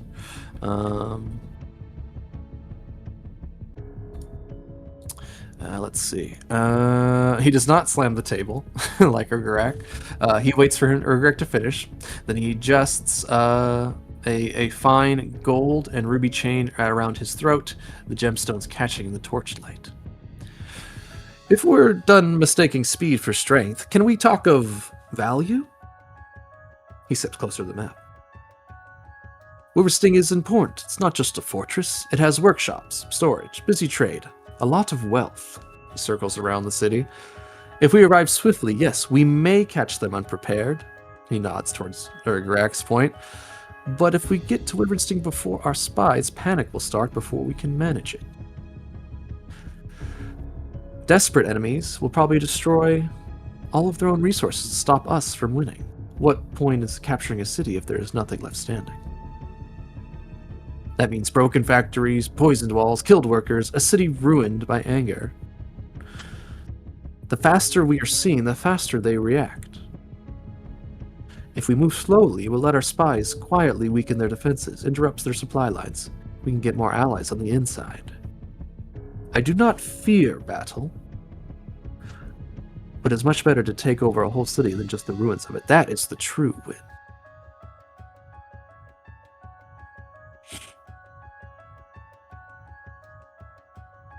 Let's see. Then they gestures to you guys again, you know. Yeah, they all have like a pointed question for you. You have been inside these places. You have seen what wars can destroy. Tell me, based on what you know, which way would you think give us the best reward? Would you choose a quick attack at the gates or careful, precise action inside? I mean, Quick. Yeah, right, Crusher? Do you want the whole? Would you want the whole prize, or would you settle for ruins? Sound not sagely. Money Lower is creates better. armies. Armies win wars. He's spitting. That's true. We took a similar approach when we were at Blisterwell. Against the One Eyes, we slowly weakened their forces until we made our final stand or our final assault on their keep. So it is a proven strategy. All right, he beams with pride as you agree with them. It seems your words carry heavy sway amongst the council, with your new notoriety. Exactly, you understand what's at stake here. You guys get the feeling this guy is very much motivated by money. If that wasn't clear. Alrighty. So he's gonna vote for the Eastern Road. So that's so it's 2 votes for the east and 1 vote for the west so far. Okay. Next to speak is Kraga of the Provident. She represents the orc hunters and raiders. She doesn't rush to jump out there and start speaking. She looks over the map the way a hunter might read some tracks. She tilts her head, narrowing her eyes. A wolf that sprints across open stone is easy to see. She runs her finger across the western road. Wide ground, clear sight lines, easy targets for unbroken horn. She taps the eastern side. The Firewatch path narrows the land, stones at our backs, fewer angles to guard. Harder march, but harder to bleed. She nods over to Urgarak. Speed matters, but so does riving with warriors still standing. You don't bring down a stag by charging straight at its horns. Lots of murmuring. Then she looks directly at Ardax, and an alliance is strongest when each hold stands tall. We march together, not behind one voice. I favor the road that favors us. Buys us time for these saboteurs.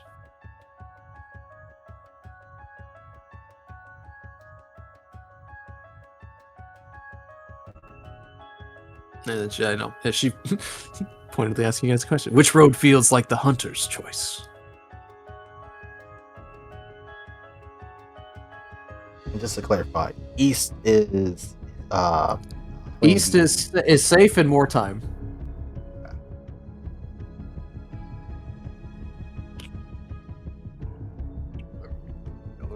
And to be clear, this is the path that the army is going to take. right. It seems like he probably has a different mission specifically for your group, but this is what the War Council is about. All right. Next to speak is Mother Aguilend. Fierce wolf head, lots of spikes. Many spikes.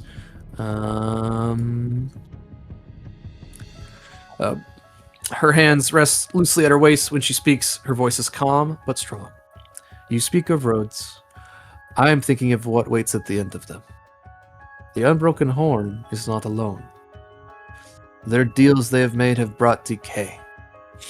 To not just the land, but I think to their spirits. If Tarbafon's shadow has really reached River Sting, then it is more than just about walls and gates. It is a matter of sacredness. The Drethen Temple there was once led by a priest who walked with their previous leader, Hundux. If it still stands, it must be protected. If it has been spoiled, we must be ready to cleanse it and the city. And you get some real big, like, Warhammer Exterminatus vibes from her. The heretics. Yeah, she says these heretics must be cleansed with holy fire. I would usually choose caution to lose fewer lives before the fight truly begins. But if corruption is growing within those walls, waiting might make it worse. And she seems to be coming from a place of, like, we've heard about these undead. She talks a little bit about the undead that you guys fought, the ones in Blisterwell, the ones that chose to become undead. Gosh, their name escaped me off the tip of my tongue. The Oath Risen. Yeah. The ones that Roxanne's mom was making. Wow. Sorry, let me just throw you out there. Acting quickly can save more than just buildings. She looks at Ravthor. You have seen what the Restless Dead can turn into. Tell us, do we risk a city Tell us, do we risk getting to a city already taken over by darkness? I do not speak about ghosts just to scare children. I speak of what holds a people together.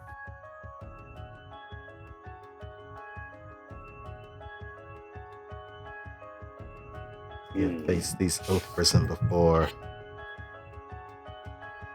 The one that was creating them was vanquished, but we do not know if they still have the capabilities to raise more. So it is likely.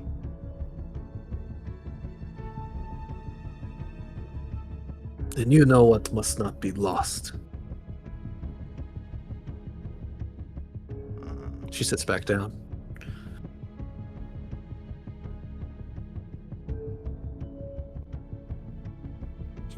Alrighty. So, in classic fashion, it would appear that the player characters have the deciding vote. Yep. Nakasha speaks up. She says her piece. No one else seems to be talking, but she just kind of jumps in there and is like, she cracks her knuckles, making sure everyone hears it before she speaks. Turns to everyone. We're still talking. She points to the restaurant. That one gets us there faster. I didn't come to watch mountains. You pick a road, I will follow. Just make sure we're moving. The longer we stand here, the softer our fists get.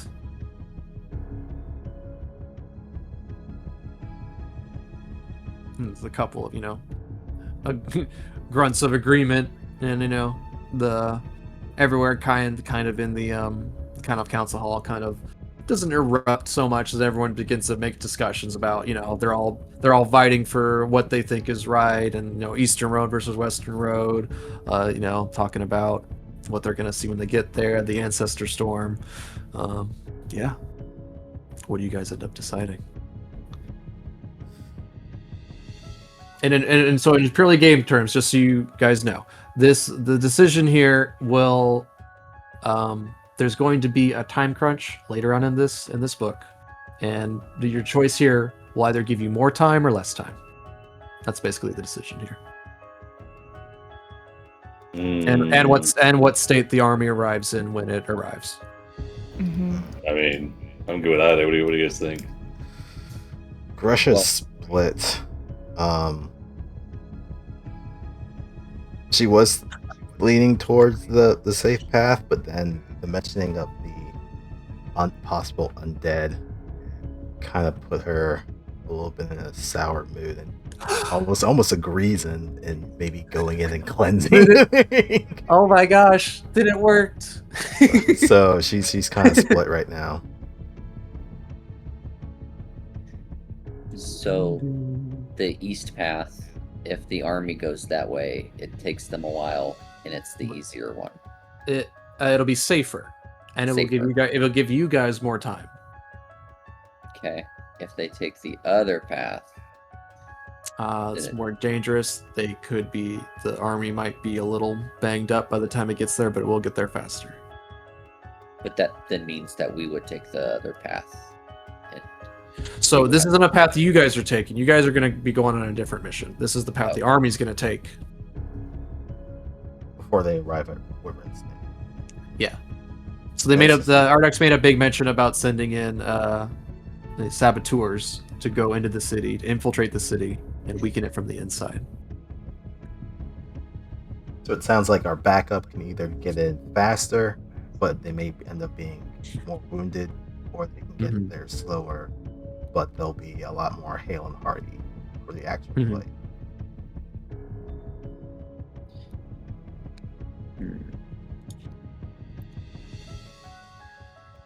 But the people, the warrior class, it seems like they're favoring more the Eastern Road. So Urgarak votes west. Let's see, who did they vote? It ends up being a tie either way. But Urgarak is she is part of the council. She represents the warmongers. They're the most traditional group on the council. They like to solve problems with force. They often choose violence over other options. Bravthur, he represents the Jobbers, which is a kind of a new rising faction in the Urgir's politics. They represent the city's new merchant class of orcs, so they care about the money. And then Kraga represents the kind of the hunters, and she represents the Provident, which is a group made up of ordinary orc hunters and raiders. They want to keep power balanced among the different holds and stand against anything that might upset the balance. And then Mother Agwalind, she seems to be more on the spiritual side of things. She represents the reverent. They're made up of many different religions, both holy and unholy. Even though they have their differences, they all want to make the orc people stronger. She's a member of the Empty Handhold, and she was a not really. It doesn't matter much now, but she was a former priestess of Dretha, which was one of the orc gods that was taken out during the the War of Immortals. And she had mentioned that there is a temple in Wyvernsting that she would like protected. There are many temples to different orc gods in the city, but the one she seems to care about is that one. She wants to make sure that one's good, and that if you're walking to a city that's just filled with undead and like more undead than orcs, then we might just need to cleanse it all. Like, might need to take the nuclear option. Yeah.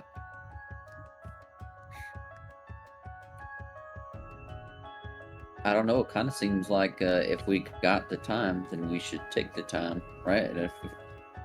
If they can get their, I guess a little bit more rested, then maybe we ought to take that path.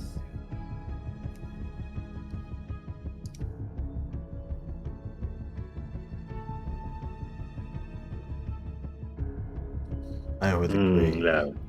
This is going to be a very tough battle. Whatever strength is able to be kept for it, that may be the best option.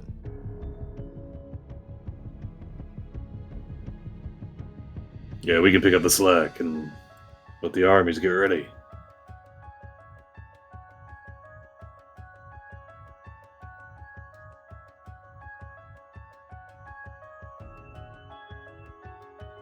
If we were to march, we would suggest taking... Sorry, I keep getting this wrong. Eastern, safe, Western, fast. Yeah. Okay. We would suggest taking the Eastern path if we were to march. Okay. All right, there's another, several minutes of arguing and bickering between the council members, all the orcs present, voices are raised and lowered, axes are drawn, but eventually everything sort of quiets down, and then you guys say your piece, and you make your voice, and it is decided that the army will take the eastern road to the Firewatch Peaks. Very good. All right, I'm gonna make a note of that. Let's see. But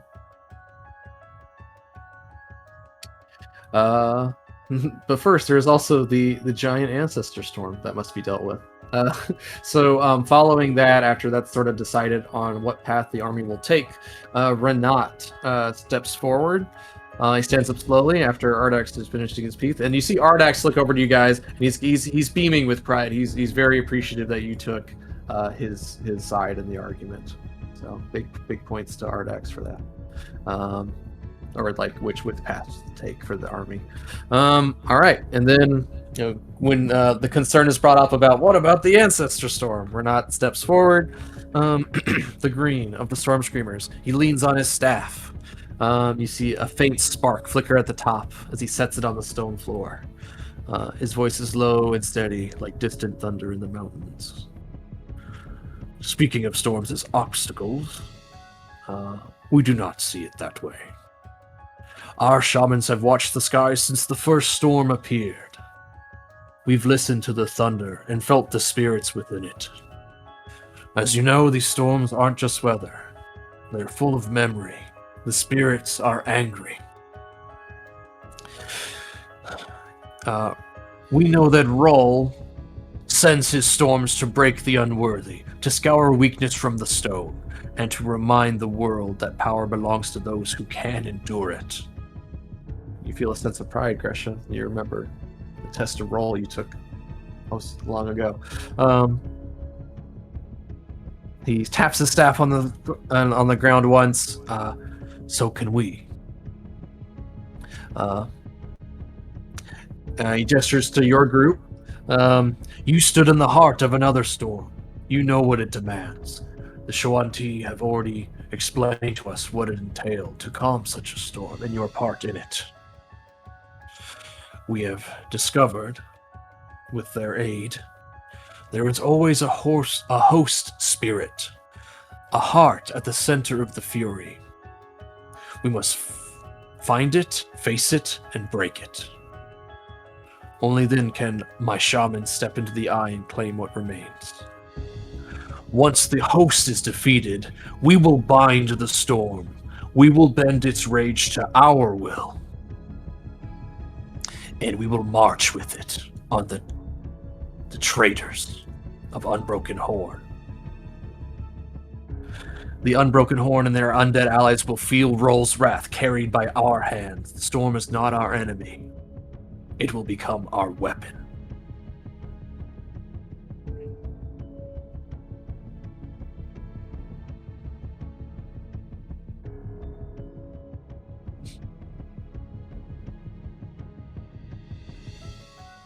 What do you guys think of that? Gresham agrees with that. Because Everyone's like, "Fuck yeah!" Wait, we're like, wait, we could have done that. You know, it took us a while to figure it out, but we think we could do it anyway. So they seem to be suggesting that once you guys defeat this storm, they're going to use it against their enemies. And everyone's like, "Fuck yeah!" All right, and then he said "Smack down," said his piece. All right, and with that, deliberations begin to die down. Seems like the War Council is wrapping up.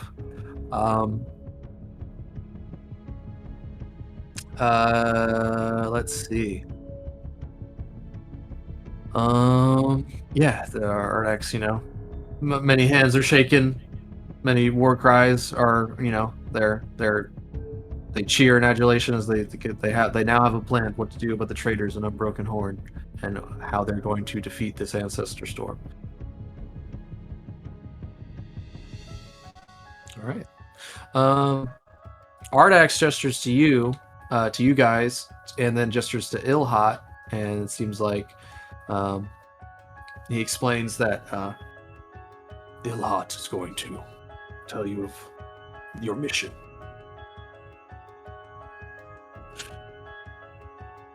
And they, you know, you follow her out into a secondary building as, you know, everyone's, you know, getting ready to leave and talks are shared. Yeah. Good job, guys. drinks are on me.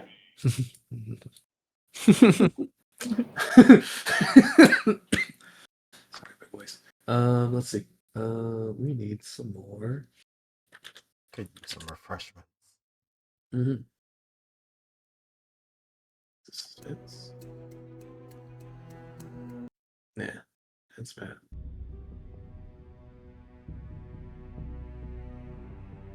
Yeah, it's pretty good. All right, so you're taken into a secondary room with Ilhat, or she's, you know, she claps you all on the back. You guys headed yourself well in there.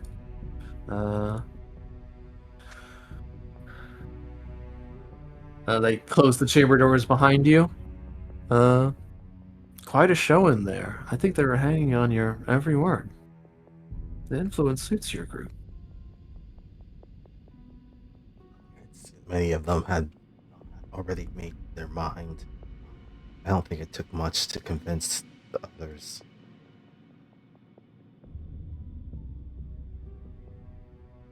So this task, what do you have us do?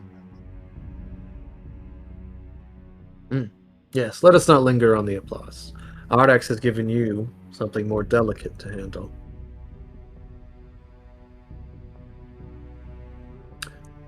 First, let's see. Well, I guess, do you have any questions for her before she gives you the mission? She kind of waits. They kept mentioning this infiltration team into Wyvern Sting. Ah. Yes. Do they have any? Do they I've not been up that north side of Belkzen. Do we have any intelligence of what would await them? Oh, that's just it. I think Ardax has entrusted you with this task. Oh, shit. You are the infiltration team. But I can tell you a bit about the history of Wyvernsting if you'd like to hear.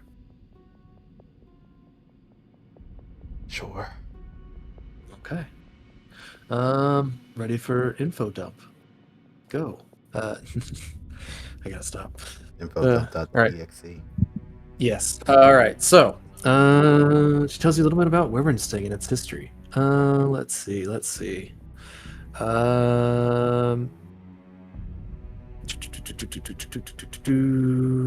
Okay. Yes. This is part history and part of what her spies have been able to gather from there recently.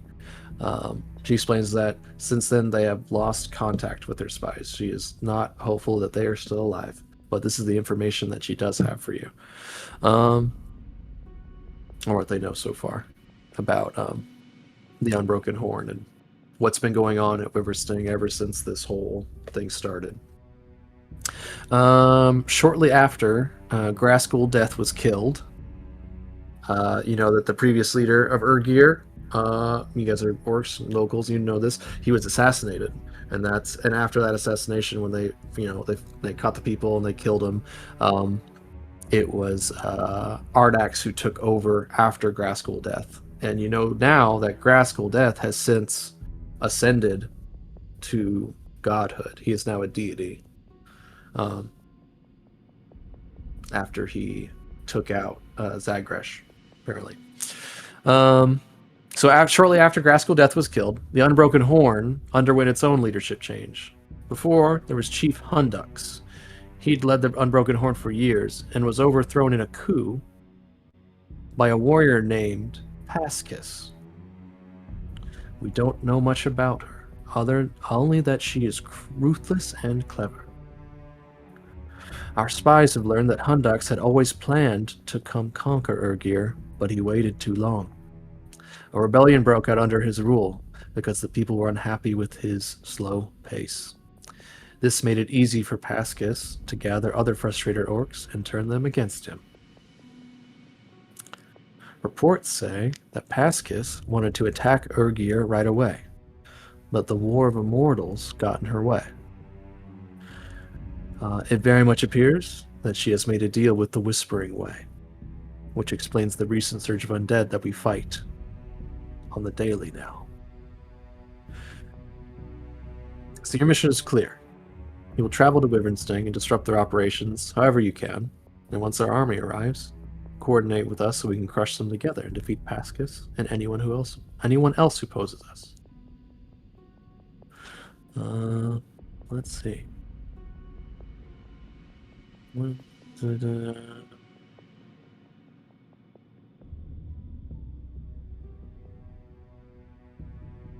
Okay.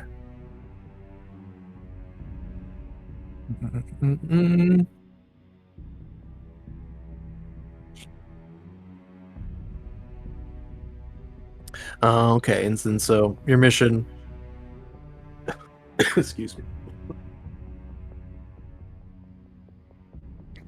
All right, sorry. So your mission. My notes. Look at my notes. Okay. But first, there's the matter of the storm. We must enter it and confront its fury directly, defeat its manifestations, and weaken it enough for our ritualists and the storm screamers to settle it. We secure a clear road north for our army, and once the road is clear, Ardax asks that you go to Drowning Sandhold. You must inform their leader Grell. Ardax comes, and we will need to secure passage with his many sand ships across the Dirt Sea. Must ensure that Grell is discreet and ready. And then finally, once you've secured passage over the Dirt Sea through Drowning Sandhold, finally there's Wyvernsting. As Ardak said, Wyvernstring is difficult to besiege. Your task is to infiltrate, undermine morale, disrupt defenses, and sow doubt. Determine whatever methods you think true, but execute them without drawing too much attention to yourselves. If Unbroken Horn learns of Ardak's approach before he arrives, we lose the advantage. You will be in hostile territory. Conceal your loyalties.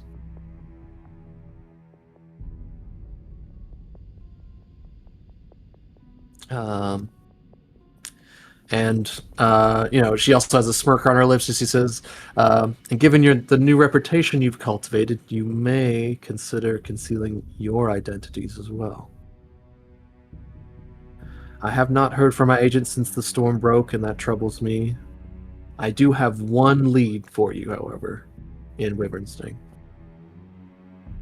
Not everyone in the Unbroken Horde supports their current leaders. When Pascus took control, some of Hundux's loyalists escaped her purge. Some believe a unified Belkzen under Ardax would bring stability instead of endless division. They spread their ideas quietly through broadsheets and graffiti, coded conversations. They survive only because they stay hidden. We do not know their leader's name, but we do know that there are dissenters amongst the Orcs of Wyvernsting. If they survived, perhaps you can earn their trust, and they may tip the balance in our favor in the fight that is to come. Remember, you're walking into unfriendly ground. Try not to make my job any harder.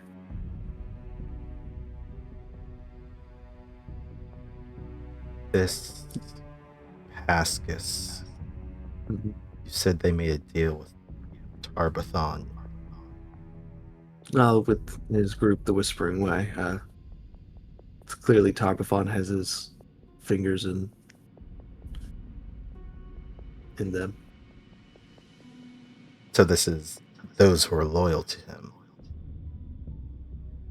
This Whispering Way. Perhaps we do. We do not know of the deal that they've made. Only that a deal has clearly been struck. I can't imagine any other reason why Orcs would work with the undead and that vile creature. So there's a Whispering Tyrant continues to be a thorn in Belkzen's side ever since we won the battle. So there's a low chance that he would be there.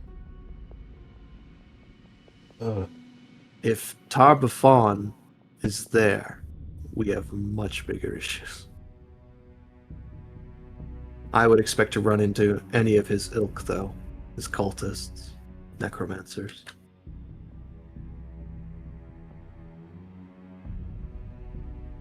I don't believe he overtly shows himself or makes when he plays, unless, something to dire straits. With that wording, I think there's a sigh of relief out of Gresha. It seems that she was a bundle of nerves just at the thought that he could be there. What if it's maybe just those that are associated with him? That's if he's there, that's a little more manageable. It's a little bit crazy if he's there. Yeah. But no, that was more what likely Gresha to was. run into his agents or chiefs or commanders or lieutenants. More likely you run into the Whispering Way than the Whispering Tyrant. If you run into the Whispering Tyrant, I've sorely led you in this campaign. Weird, yeah. But no, those are the thoughts that were running through her head. This campaign only goes to level 11. I don't know. Yeah.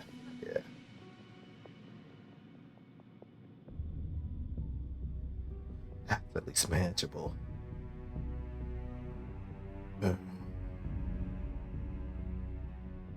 And so the only reason they don't have any confirmation of this at all. That's just it would appear to them it's obvious that the Whispering Tyrant has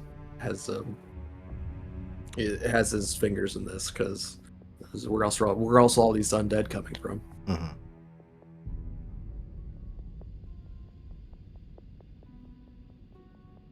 But none of this matters unless we get through this storm. True. So we must focus on that.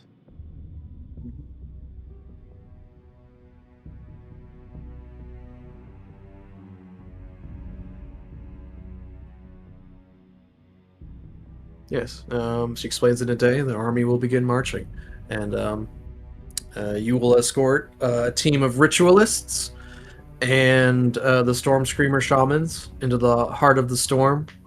There you will do battle with its manifestations, weaken it, so that they can take control. And this also tracks with the conversation you already had with Anton. He seems to be heading up part of the ritualist team. Okay. Yeah, so you would have had a little bit of conversation. That's kind of why he's here. He's been asked to assist. Much like the Shawanti elders kind of did the ritual for you guys over in, the Shade Fields. It seems like a similar thing's going to happen here. They're going to go do a ritual. They're going to call forth the host spirit. We have to protect them during that. Possibly. Gotcha.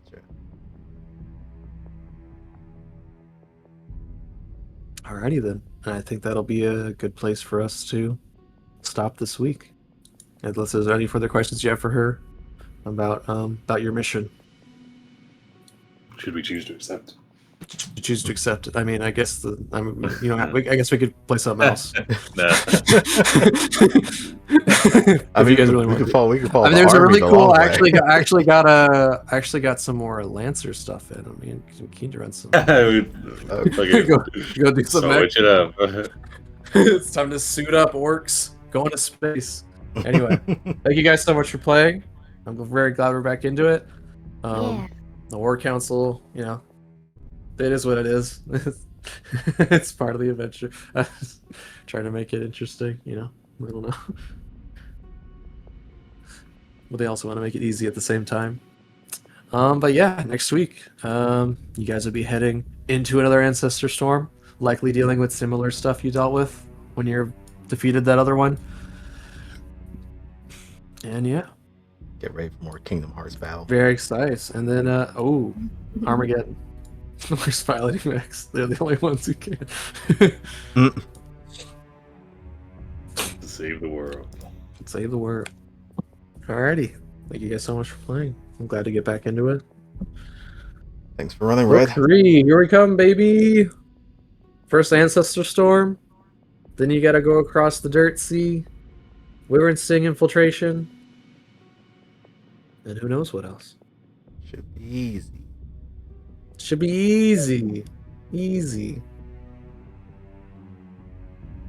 Yeah. Thanks for Yeah, running. I'm sure. I'm sure it is. It's- All right. I'm sure it's gonna be very easy. All right.